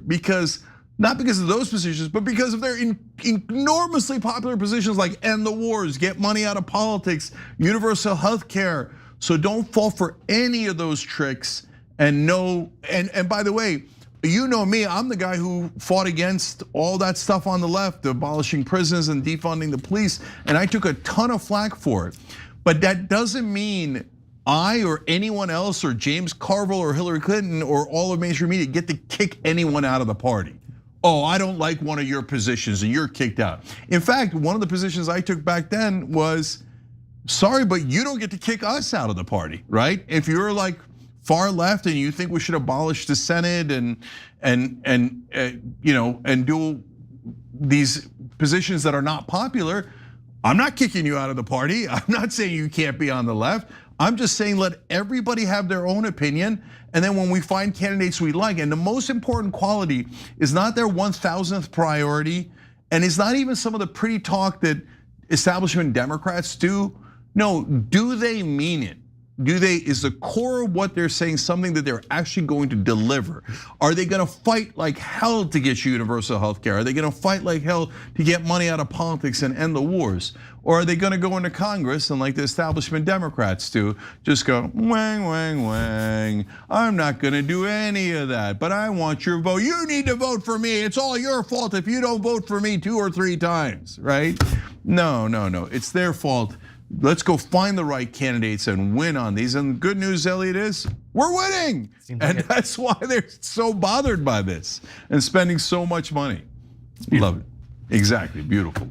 All right, we're gonna take a quick break here. When we come back, I do have some critique of AOC. She was on the Sunday talk shows on This Week. There were some things she said right, but overall, we'll do that when we return. Some cruel person starts a rumor. Internet's overrated. Wrong. They drew first blood, not me.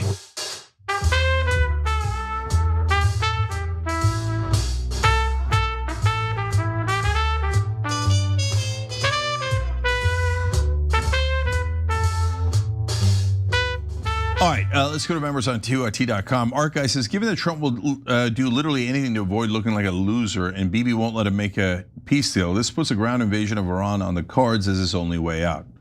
Oh, that's definitely where they're driving.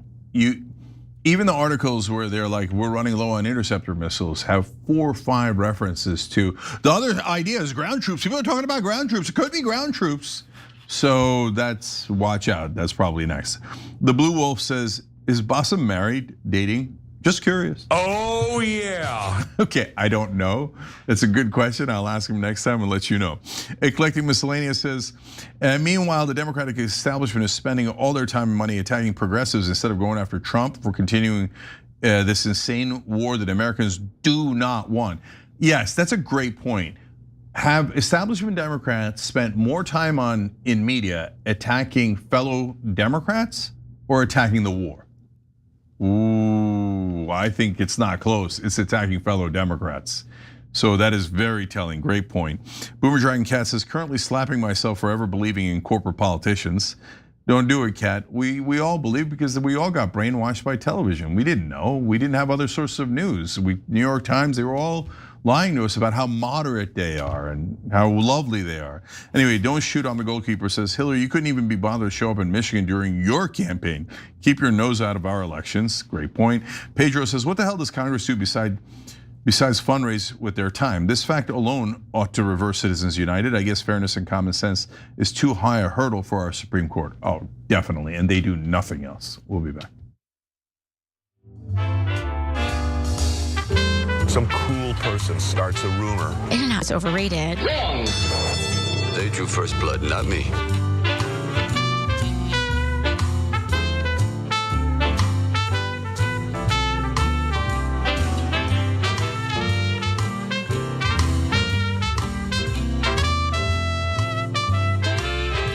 All right, back on TYT, Cenk and Elliott with you guys. Now let me tell you about Chili Pad 2.0. I mean, are you gonna sleep better? Of course. Is it gonna be hard? No, it's gonna be really easy. So this is just a topper for your mattress. It's not the mattress, and it allows you to control your temperature on anywhere from 55 degrees to 115 degrees all night long. And it's got dual zones, so that means you and your partner each set your own temperature, so you don't have to fight over it. There's no subscription needed. You get a 2-year warranty, and they're designed and assembled in the US of A. Bing, as my daughter would say. So it actually takes heat away from your body. That's why it's so effective. That's why people love it. So visit www.sleep.me/TYT to get up to $255 off your Chili Pad 2.0 with code TYT. That's www.sleep, that's SLEEP.me/TYT. Free shipping, free returns, and a 30-night trial. So you can test it out, dream big, and wake up better. So there's no downsides to it, and it might improve your sleep by a lot. So why not do it? Give it a shot. All right, Elliott, no, we're going to this story. I'm sure you saw the poll in New Hampshire that had you as the leading candidate, leading choice for Democrats. First, are you going to run for president? I mean, I'm focused on winning the midterms. I'm running for Congress right now. But I mean, do you see this as something? I mean, I know you said you're open to it. Is it a realistic possibility for you? I haven't ruled out the possibility, and I'm very humbled to the tremendous amount of support out there. I think that we have a responsibility to remain focused on the midterms and not on our individual aspirations or plans. And running for Senate against Chuck Schumer, is that also something that's possible? I mean, I think that anything is possible at this juncture. God, that first laugh was so awkward and fake. Oh, it was painful. I don't know why they aren't just honest and go, yeah, bro, of course I'm thinking about it. I'm #1 in that poll. I'd be nuts not to think about it. And am I thinking of taking Schumer's seat? God, I'd love to take Schumer's seat. Just give me an honest answer. We'd love it if you did. Now, Elliott, there were some good answers in what AOC said. I'll touch on that too. But unfortunately, there were some that I didn't love. Yeah. And others didn't love either. So let's give everybody the full context. Yeah, this it's not a fun one, because also in that same interview, AOC did seem to signal a pretty big shift from her 2018 priorities. So let's watch her address some of the comments made by Francesca Hong back in the day, the Democratic Socialist candidate for governor in Wisconsin. What do you make of those controversial statements? I'm sure you've seen. I mean, she's, the Thanksgiving dust up. She says she doesn't, still believe that, but the abolished prisons, abolished police, which is also positions that have been taken by a lot of the progressive candidates who have won. I have a local city councilman that has this saying, "Woke one was crazy." Yeah, so that's earned AOC some pretty mixed reactions. Glenn Greenwald, a friend of the show, was definitely not a fan. He said this new tactic of AOC and her allies to giggle away their past crazy ideas should not be tolerated. Quote, woke wasn't just some harmless, zany moment. It was a sinister movement that destroyed careers and reputations for the smallest thought crimes. It needs a reckoning. And then there was Ryan Grimm, also a friend of the show, and he was a little more forgiving. He said, obviously a reckoning with what happened would be preferable, but that feels unrealistic. More achievable is what AOC is trying to do here, laugh at how crazy it was and move to talking about the economy. But AOC continued and stated that COVID was the reason why Woke 1 happened.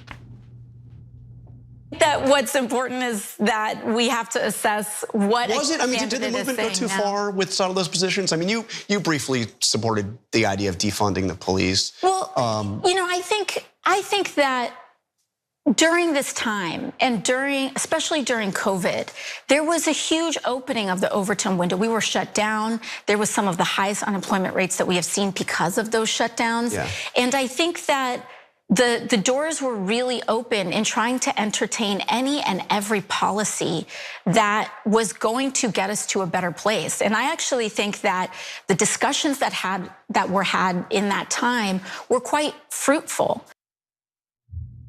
And AOC also addressed the criticism that she's been a little too precious with her endorsements. A fellow progressive wrote recently, the headline in The Hill was, today's cautious AOC would not have endorsed the AOC of 2018, because you were obviously running against an incumbent. I mean, that's probably correct, right? What's your thinking there? You know, I wasn't endorsed by anybody when I was running. Your friends. Yeah, just some friends. So yeah. I wasn't endorsed by I don't think I was endorsed by a single elected official when I was running for office. Okay, a lot to unpack there before we continue on. Cenk, any thoughts here? Yeah, lots of thoughts. So we've got a little bit more of what she said that we'll share with you in a second, but first, just to address that last point, that's not true. You were endorsed by a lot of people. I guess we are not relevant anymore. Yeah, none of the elected officials, but just Democrats not only endorsed you, but helped you run your campaign. The same guy who you refused to endorse, Shortcut Chakrabarti, was the founder of Just Democrats and moved to be your campaign manager and helped you win, and you wouldn't endorse him, but he definitely endorsed you. It was instrumental in helping you win. DSA endorsed her. I forget if Working Families did. I think they did, and I think that they were helpful on the ground. So now that's a range of people, and so I don't necessarily agree with DSA, but was I happy that DSA endorsed her and helped her? Of course I was, right? I sound like even though I don't agree with DSA, I sound like I'm more appreciative of them than she is. So like, don't phrase it like no one endorsed you. The progressives on the ground and on the airwaves try to help you so many ways, and she's now cut off all of those people who helped her, and she's got this thing that she's obsessed with, like I did it all on my own. I distinctly remember. I mean, you guys remember. You saw it on the Young Turks. We covered her 34 times before she won her primary. So it's not about our egos, who cares? But don't diminish the movement that helped to get you in that position, right? So more on that in a minute, but back to the earlier statements. Look, to be fair, the first 5 minutes of the interview, I thought her answers were pretty good. And she talked about, yeah, the economy and the things that make progressives popular, and how, hey, look, when a progressive wins, we should unite around them, right? In the left of the party, the right of the party, the center of the party, and so great stuff on that. And so I want you to know that as well. So, but when she says woke one was crazy, well, okay, we got to have a conversation about that, because she was proudly woke before, whatever the hell that means, but she was certainly in that category. There's no one can dispute that, right? And so I kind of agree with both Glenn and Ryan. I think Glenn's being a little too harsh, right? I lean a little bit more in Ryan Grimm's direction, but as Ryan said, but then we have to have a reckoning. So Young Turks was very clearly on one side of that. We said, look, we think defund the police is not productive. We think it's a bad slogan. We think that, and no one covered police abuse more than we did. That's just an empirical fact. And we were enraged by it. But we didn't think the right answer was framing it so like there'd be no police. And every time the people who chose that slogan and defended that slogan said, it doesn't mean no police. Then why did you call it defund the police? And so we're asking you to do reasonable things that don't make us unpopular. If you mean reform the police, say reform the police. If you mean end the policing, then say end the policing or defund the police. Like, so when I say defund Israel, I don't mean, hey, let's slightly reform our relationship with Israel. I mean, no, not another dollar to Israel. So that's a clear statement, right? So let's be clear about what we mean. And then we got a lot of pushback on that. And on abolishing prisons, we had these huge, long debates. And so my question along those lines is, there's actually a couple of questions, Elliott. Number one, are we all clear that side of the debate was wrong and that abolishing prisons and defunding the police are very unpopular and we shouldn't go in that direction? Or are people still defending that? And then that leads to question number two, if people are still defending that, and this is a genuine question, are they livid with AOC today for throwing them under the bus? Right. Or are they now in the position of, well, AOC's our demigod, so if she's changed all of her positions on that, we overnight have also switched our positions. Hopefully, yeah. I don't know. I don't know the answer to that. I mean, I'm more in the DSA camp, and there is a criticism that is prevalent throughout the DSA and people to the left of the DSA, which is a constant worry that social democrats will capitulate to this sort of milquetoast liberal policies whenever they gain power. So I don't think that this interview did any favors for AOC with that subset of people. And definitely as someone who tries to remember that politicians are tools, that you don't need to have like an emotional investment. You don't have to have this sort of cult of personality thing. They are useful insofar as they get the job done. My best case scenario here, and this is maybe cope, but at least my hope is that AOC is actually kind of doing like an inverted version of establishment Democrats, where rather than banging her fist down or like taking a photo holding a baseball bat and trying to act tough and then doing absolutely nothing, she is doing this sort of more tempered down rhetoric to try to appeal to everyday voters, but would still govern according to those original principles. Now, as for some of those other ideas from the DSA, I think, yeah, a lot of that goes down to rhetoric and it's bad marketing. I think there's perfectly valid reasons. It's definitely not what you lead with though, but we live in an age right now with the internet where people are gonna dig that up and it seems like it's forever and it's gonna be taken at face value. So we'll see. I agree, like you were saying, with both Glenn Greenwald too and Ryan Grimm there. I also think it's important to remember the historical context of that time with the Me Too movement, with COVID, with George Floyd. A lot of people were becoming aware of a lot of systemic issues that they weren't previously, and that led to a lot of anger, and that anger, I think, got directed really incorrectly. But I do not understand what's going on with AOC in a lot of this interview. She kept talking even after that last clip, but she also never really addressed the substance of the question. But like in New York, you had the candidates that were endorsed by Mayor Mamdani, two of whom were challenging sitting members of Congress, powerful members of Congress, Democrats, and you decided to sit that one out. Is that part of wanting to work with your colleagues that are in the House? I mean, what's the? Yeah, I think we're all in different. Politics is also a workplace, and we're all in different positions to that. I endorsed, for example, in New York, on the state level, I endorsed a slate of challengers to incumbents in the assembly and in the Senate. And I don't work in state government, which gives me a greater freedom to be able to do that and to assess it. And I'm very grateful, that we now have a progressive movement that is in large enough numbers that. It used to be that you could fit 5 people in a closet, and that was the caucus. And now we've grown into quite a successful movement. All right, and final clip. Here's. Hold on, before we go to that, I want to stay on that, Elliott. So, okay, so now the movement's strong enough that you don't need me endorsing. Yeah. Okay, but wait, how would it make the movement weaker for you to endorse? So basically, she's saying, hey, you're on your own. I'm not gonna help you. And part of the point of forming Just Democrats was so that people would get inside the gates and open the doors and put down ladders so that others can climb up, not pull up the ladders. So yeah, this AOC would have never endorsed the AOC that ran against Crowley. That's a stone cold fact. And she just told you.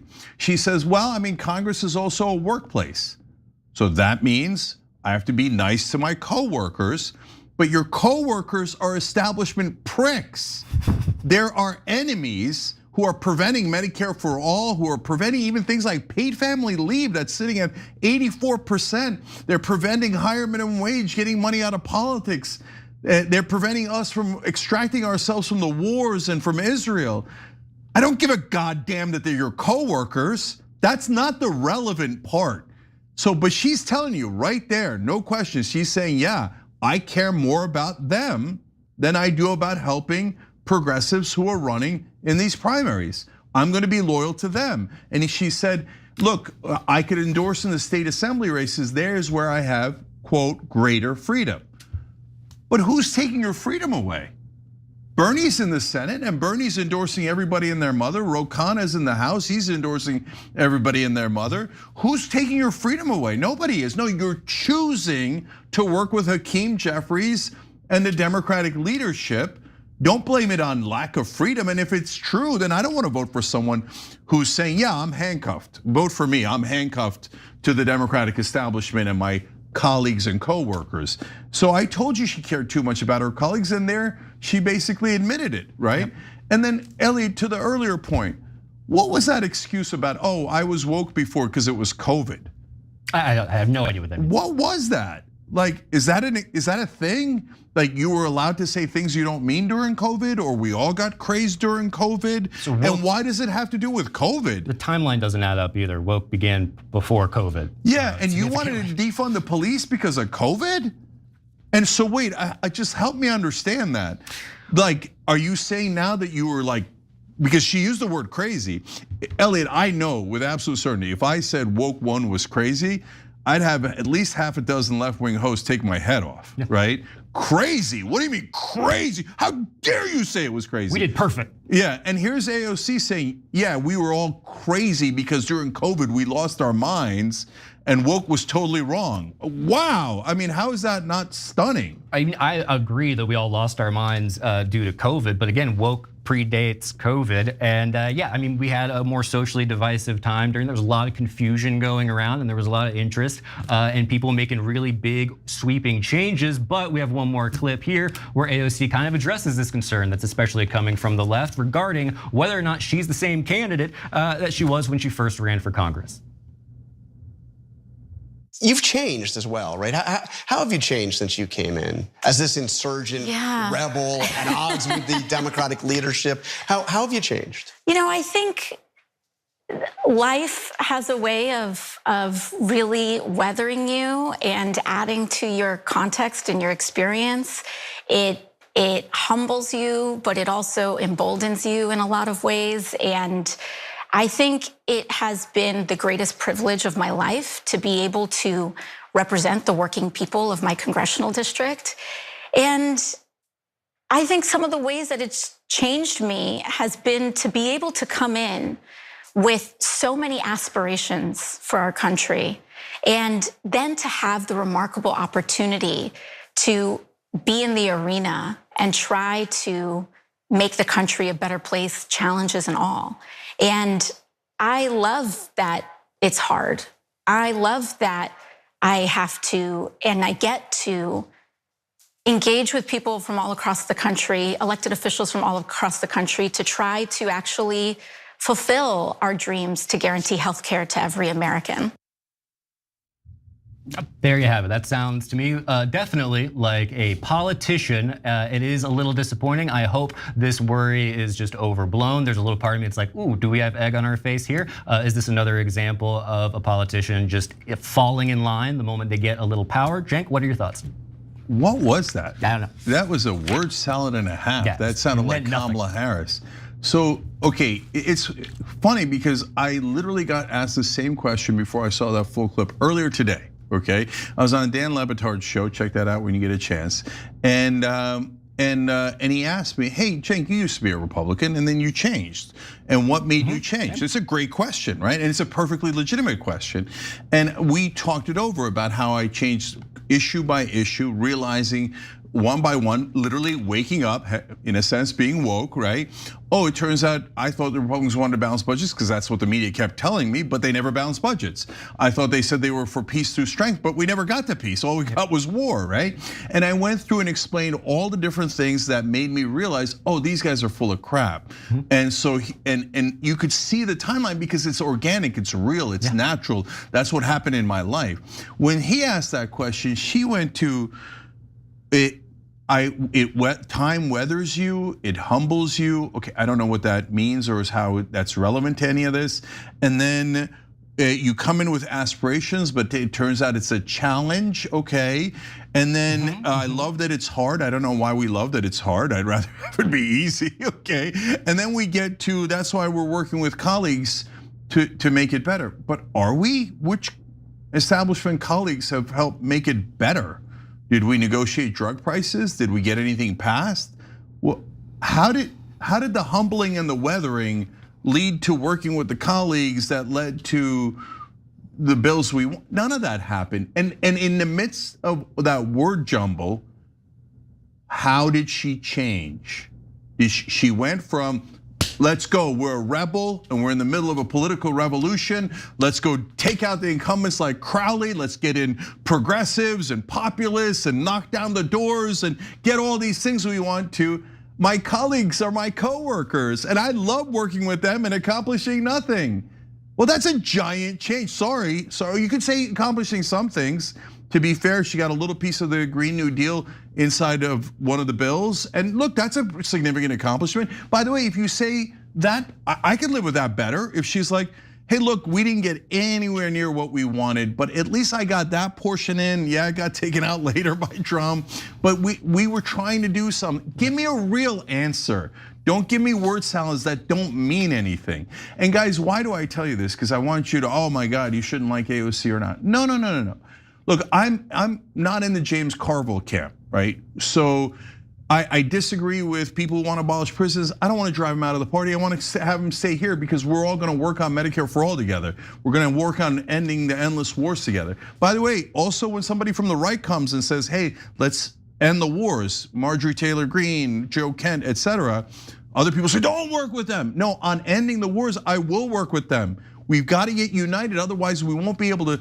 So I'm not trying to push AOC out. I'm not saying boo AOC. I'm just saying that if we go towards a presidential election and you have to choose, be careful in how we choose. Because if we choose someone like Obama, who was amazing at giving speeches, and then he gets in and goes, oh no, I didn't mean systemic change. I meant a tiny amount of change. We won't be able to survive it. No, we need someone who's gonna actually go for big change, systemic change, and mean it. Yeah, I also went from Republican through Libertarian and Democrat, and it's the same thing. Like I can point to times that punctuated that kind of development, rather than what AOC is doing there. Which honestly, and I don't mean this as a compliment, kind of reminded me of Kamala when she was on the presidential campaign, and when she would do these interviews where you just kind of laugh things off, and you're trying to come off charming, but maybe it doesn't really land. My hope is that maybe AOC has a meeting where they talk about this strategy moving forward, because again, I think she's great. Otherwise, I hope this is a one-off. Yeah. All right. So you know what? We're have a little bit of issue with time. So let's just skip the next break and go to the next story. Okay. So let's watch this, guys. Do you ever feel like you're watched? That's the panic behind a new fear sweeping across America. People are freaked out about surveillance from our employers, our nanny cams, and our phones watching our every move. And right now, this anxiety is being taken out with electric saws and cans of spray paint on tools used by law enforcement to keep us all safe. The target? Flock safety cameras. So both the left wing and the right wing are pissed off about flock cameras because it's Big Brother looking at us 24/7 and watching and judging and trying to find anything that you did wrong. Besides which, there's an angle here where a foreign government might want to watch in as well. So who steps in but Free Press, the publication led by Barry Weiss, who is very pro-surveillance, very pro-Israel, saying flock cameras are great. You guys shouldn't worry about it. Elliott, tell us all about it. Yeah, great stuff. And here's more. In upstate New York, someone cut down a flock safety camera with an electric saw. In Oakland, California, another was covered in paint. And in Idaho, someone rammed one with their truck. And in good old Florida, a man just sits in his lawn chair with a cardboard held up for the lens. Since January, roughly 23 cities have canceled their contracts or shut off their flock camera over Fourth Amendment concerns. There's even an open source intelligence website, Deflock, that's finding these cameras so people know exactly where to vandalize them. They're supposed to actually under attack. In 2025 alone, the system helped locate 10,000 missing people, about 27 people a day, or about one every hour. Over 40% of agencies said Flock helped recover over half of the stolen vehicles in their jurisdiction. In Indiana, an infant abducted at a shopping center was found in under 2 hours. In Ohio, a missing girl was located in under 30 minutes. And this is the tool that people are treating like the enemy. It is fair to have concerns about how companies use and track our data, but that's not what these cameras are for. To be blunt, they're not interested in you, unless you're a kidnapper, a thief, or someone who intends to do harm. Okay, well, I guess there you have it. Flock cameras are actually really cool, even though both Democrats and Republicans seem to think otherwise. Cenk, initial thoughts before we get into more of it? Yeah, she's like, it's only here to help you. We've caught a couple of criminals with it. Is it? Because we've got more here, but I really want to get to the Larry Ellison clip. Okay, so Larry Ellison is the guy who founded Oracle. He's David Ellison's father, and he financed all of David Ellison's media purchases. One of them was the Free Press, another one was CBS, and now they're trying to purchase CNN and Warner Brothers. And Larry Ellison was quite candid about how they're going to surveil you at every turn. Let's watch that. Securing schools, we think we can absolutely lock down schools so that dramatically reduce the case of anyone being on campus that doesn't belong on campus, and immediately alert. Second, someone pulls out a gun, immediately alert. Recognize, use AI cameras to immediately recognize that. We have, same thing. We have drones. We just, if there's something going on in a shopping center, and I'll stop. A drone goes out there, get there way faster than a police car. There's no reason for, by the way, high-speed chases. You shouldn't have high-speed chases between cars. You just have a drone follow the car. I mean, it's very, very simple. And the new generation of autonomous drones. Spotting forest fires. A drone spots the forest fire, and the drone then drops down and looks around to see if there's a human being near that heat plume, and someone else either had an unattended campfire that caught fire, or it's arson. We can detect all of that. That's all done autonomously with AI. So he went on in that same speech to talk about how we're going to look into everything that all the citizens are doing. I mean, he talked about the mall there, he talked about schools, he talked about if you're in the woods, we're gonna find you. Coincidentally, Larry Ellison also happens to be the largest donor to the Israeli Defense Forces. He thinks that they're doing such a bang up job that he gave them $16 million one time. And because of Drop Site News, we know in his private emails, he talked to the Israeli ambassador about giving $5 million to Marco Rubio because he had been pre-approved for Israel and that he would help Israel all along the way. And so this guy who says, oh yeah, Israel is our greatest ally and we should fund Israel to no end, and we should merge our military technologies, now saying we should put cameras and drones everywhere and watch all Americans to make sure they follow the rules and commands of the people in charge. That's my sense of it. Yep. Also, I mean, you're talking about an issue that encroaches on people's privacy. You're talking about a company that has over I believe, $1 billion in venture capital, and the way they plan on making that back is they sell folks' data. So if you're driving around and just minding your own business, that information is packaged and sold. They also, because it's a national network, it bypasses a lot of like sanctuary cities where they have, or states where they have laws where they don't allow that kind of interagency communication. This does away with all of that, and it says, no, we're just gonna actually A, sell your information, and B, we're going to do it without you, whether you like it or not, and whether or not it's against the law. And in addition to that, there's the reality that they do occasionally catch people, and they are seen as a net positive by a lot of folks. I think it's a really important thing for everyone to question whether or not it's worth it and whether or not this is a problem in search of a solution, or excuse me, a solution in search of a problem, because it seems that way to me, but we'll see how it all pans out. Yeah, so the right wing is opposed to it because they're like, don't tread on me. This is big government, and the jackbooted thugs tracking me at all times. No, you don't need to know where I'm going to dinner or to lunch or who I'm hanging out with. Okay, and by the way, have technologies like this been abused in the past? Of course, people that are involved in a divorce, and one of them is a cop, one of them works at the flock cameras and etc. And then they want to track their hubby. That happens all the time. They started doing warrantless wiretapping. They immediately started wiretapping our soldiers and listening in on phone sex. And on the left, we have a ton of issues with it as well, including sometimes used to track if women are going outside the state to get an abortion. So now we're just monitoring you at all times, and Big Brother's up your ass with this stuff. So now Free Press is like, way to go, yes, that's right, we're gonna surveil you. Oh, no, it's not for Israel, even though Free Press, Ellison, and all these surveillance folks are massively in favor of Israel. And by the way, what did they do with those unmanned drones in Israel? They turned some of them into kamikaze drones, and then they dive in and bomb the place that they're surveilling. And then they use others to assassinate doctors and children. So, yay, Big Brother sounds so nice. We're here. George Orwell called it. It is 1984, except it's a little like 2026. Anyway, yeah. Exactly. And it's creepy, by the way. They're creepy. That's not as important of a point, but it is a point. All right. Yes, all right. Elliott, you're awesome. Check him out on Rebel HQ. I'm coming right back with the revolution. Stay right here.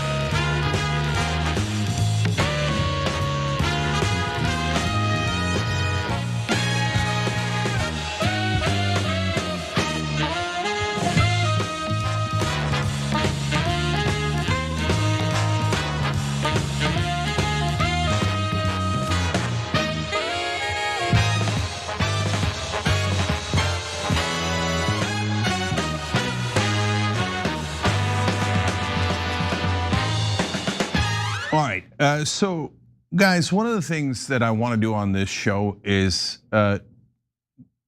talk you through understanding how the game is played, right? We've got this establishment in the system, and then we've got the rebel forces, which is all of us out here in the populous woods, as I call it, right?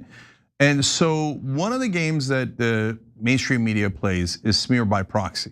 So today I was on Piers Morgan's show, And I got good populists that were on that panel along with me: Dave Smith, Vinny Oshana, Lindy Lee. I've got issues with different points of view that they have on a whole bunch of issues. But we agree, generally speaking, that, hey, represent the average guy, not the donors, American sovereignty and the wars, defund Israel. But nevertheless, I thought that they were falling into a trap, the trap of let's eliminate each other one by one while we don't take out the establishment, but we fall into the trap of doing smear by proxy against people on the anti-war side and cancel them. And so all of a sudden you just eliminate dissenting voices all over the place. So we had some of those debates, and I had Bassem Youssef on the show earlier today, and he said he didn't even know that Hasan had clarified those comments just a couple of days later right here on the Young Turks. And oftentimes when you see them talking about this on cable news or mainstream media, they don't clarify. Sometimes they do, to be fair. I have seen half of them clarify, and the other half don't bother to tell you, no, he actually explained those comments. So we have that clip, and we wanted to share it with you guys. You said America deserved 9/11. Did you mean that?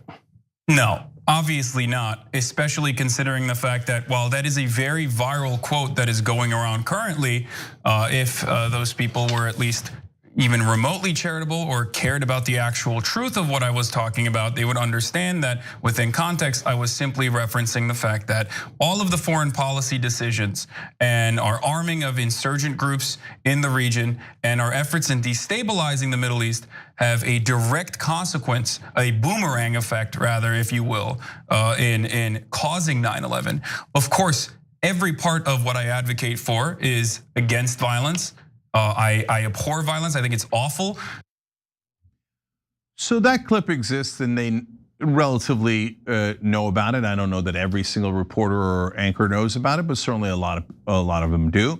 But half of them just choose to ignore it and to not give that context. Now, if for example, Piers had showed that clip, and to be fair to him, he might not have known about it, but I think that almost everybody on that panel would agree with what Hasan just said. But instead, 3 out of the 4 were trying hard to cancel him and take out another dissenting voice. Now, they don't say it as cancel culture. They say you are allowed to say whatever you want, but we're pushing back. Yes, but remember, the point of this cancel culture at this point against Hasan is not about Hasan. It's to try to cancel the politicians who are campaigning with him, including Abdul El-Sayed. And why do they want to do that? Not because they're concerned about Hasan's comments and whether Abdul believes in them. Abdul just said over the weekend that he thought they were dumb, and Hasan thought that they were dumb, and that's why he took it back immediately. And so this isn't about that. It's about eliminating your opponents through smear by proxy. And then again, it happened with me and Bernie in 2020, and it's the same exact pattern here. So now that's your background. Let's show you some of what happened on Piers. You guys have never talked about, you've never talked about why he's popular in the first place. He's popular because he's anti-war. He's popular because he wants to stick up for the average American, and he might have a different way of doing it than you guys do, but he's not establishment, he's not corrupt, he's for money out of politics, he's for all the things that are super popular as well. And yes, Dave, we have disagreements over, but Medicare for all and higher minimum wage poll at 65% or higher. Those are super popular positions. And he hates America, Cenk. He hates America. So you see, look, Vinny agrees with all those positions that I just stated, except Medicare for all, right? When it comes to foreign policy and war. And all of us agree, hey, end the endless wars, and Hasan agrees. But there's an ally that they're trying to knock out. Why? Because they triggered Vinny. And so they got Vinny to think like, oh, he hates America. So I have to be against him, and I have to be against the candidates that he's supporting. And part of what I would say to Vinny, if we're having a calm conversation, is so what? So he doesn't love America in your mind as much as you do.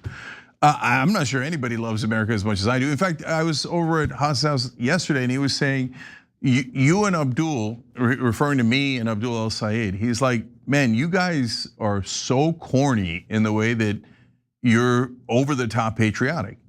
Okay, guilty as charged. So, but we're not getting kicked out of the party, and there's no reason to kick out Hasan from the party, from the national conversation, or anything else. So yeah, I'm more patriotic. So what? So what? And by the way, if you challenged Haas on it, my guess, I can't speak for him. I don't want to speak for him, even though I'm put into that position all the time. And he's also put into the position of speaking for me all the time. We're not the same people, okay? But, and in fact, we have these huge debates. We've had it here at Young Turks. I've had it on his show. But if you challenged him on that, my guess is he would tell you all the things that America is doing wrong, which is true, right? And we all agree, yes, and we try to perfect that, we try to make it better, we try to get on the right path. And then he would tell you that there's a million things that he really loves about America, including the what we both get to do, which is exercise our freedom of speech. And you don't get that in every country, and that's a blessing, etc. But most importantly, don't let them distract you with these tiny little statements that are not pertinent to any actual issues we're discussing now. They bring up those statements to try to make sure that you eliminate candidates who will actually get you out of the wars. Don't fall into that trap. All right, here's another clip from Piers. I am not going to be in the same party with Hasan Piker. I can tell you that right now. If he becomes a force in the Democratic Party, I'm out of here. Is the Democratic Party, is it losing itself and therefore people like you? I don't think so. I mean, we have an idiotic wing of the party that embraced what I would call, based on what you guessed the last time, that an extinction level stupidity and wokeness. But thank God that it seems that Mr. Al-Said is beyond that. Thank God. Welcome to the fold, sir. And we had this little unpleasant chapter that was embraced by really stupid people, some who identify with the Democratic Party, that has been squished and is now part of history. And we should keep it that way.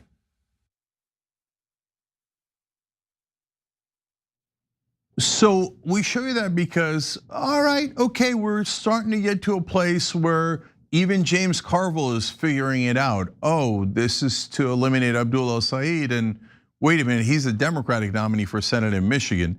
And then when Piers asked him about Abdul a little bit later in that show, Carville said that he is definitely going to vote for Abdul El-Sayed, and he prefers him greatly to a clown like Rogers, who's been working with Big Pharma and ripping us off. Okay, good.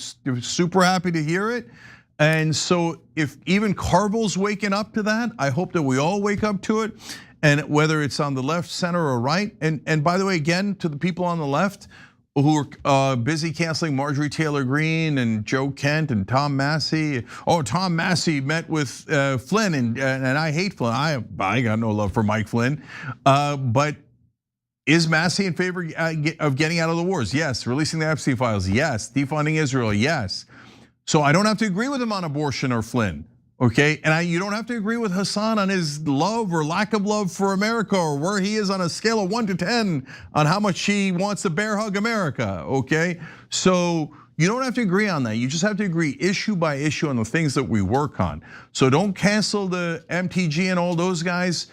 And you don't have to vote for them. You don't have to vote for Hasan. You don't have to vote for Tucker Carlson.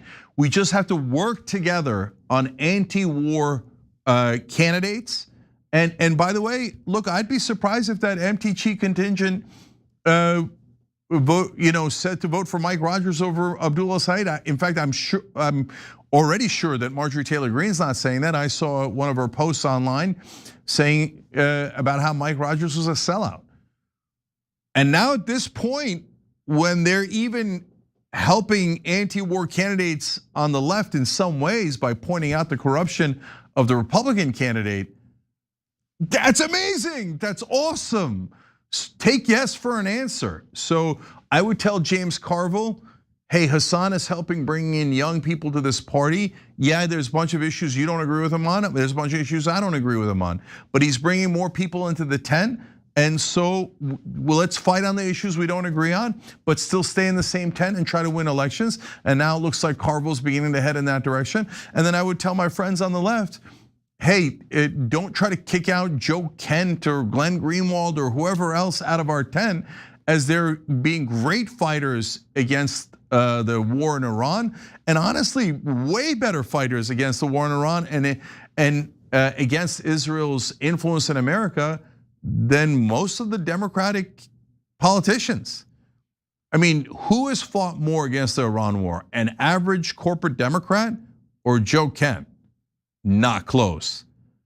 An average establishment Democrat or somebody in Democratic leadership, or Marjorie Taylor Greene and Tom Massey and Tucker Carlson and Dave Smith and even Vinny Oshana? Not close. They've all fought tooth and nail against this war and against Israel's influence control over America. Do I see establishment Democrats doing that? Democratic politicians fighting just as hard for that? No. In fact, somebody earlier today just said to me, and it's a great point, I think it was one of our members. They wrote in earlier in the show and said that Democratic politicians on TV are attacking Hasan Piker and candidates like Abdul El-Sayed more than they're attacking Trump or the Iran war. That's nuts. That's nuts. Now, of course, that's nuts if you care about our side winning and our policies winning.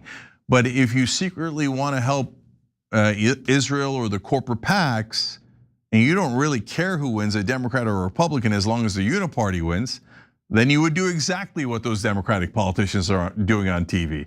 Instead of attacking the other side, you'd attack your own side to make sure that the Republicans win, because you secretly agree with the Republicans on all of the corporate PACs, and that's why you never pass any of your policies, and yes, on foreign governments as well. So guys, let's all wake up to the games that are being played. Don't get played. Don't get driven to distraction by what someone said. Remember, any corporate politician, whether they're a Democrat or a Republican, and almost all the Republicans fit into this category other than Massey, what's much more important is that they have an alliance with Benjamin Netanyahu.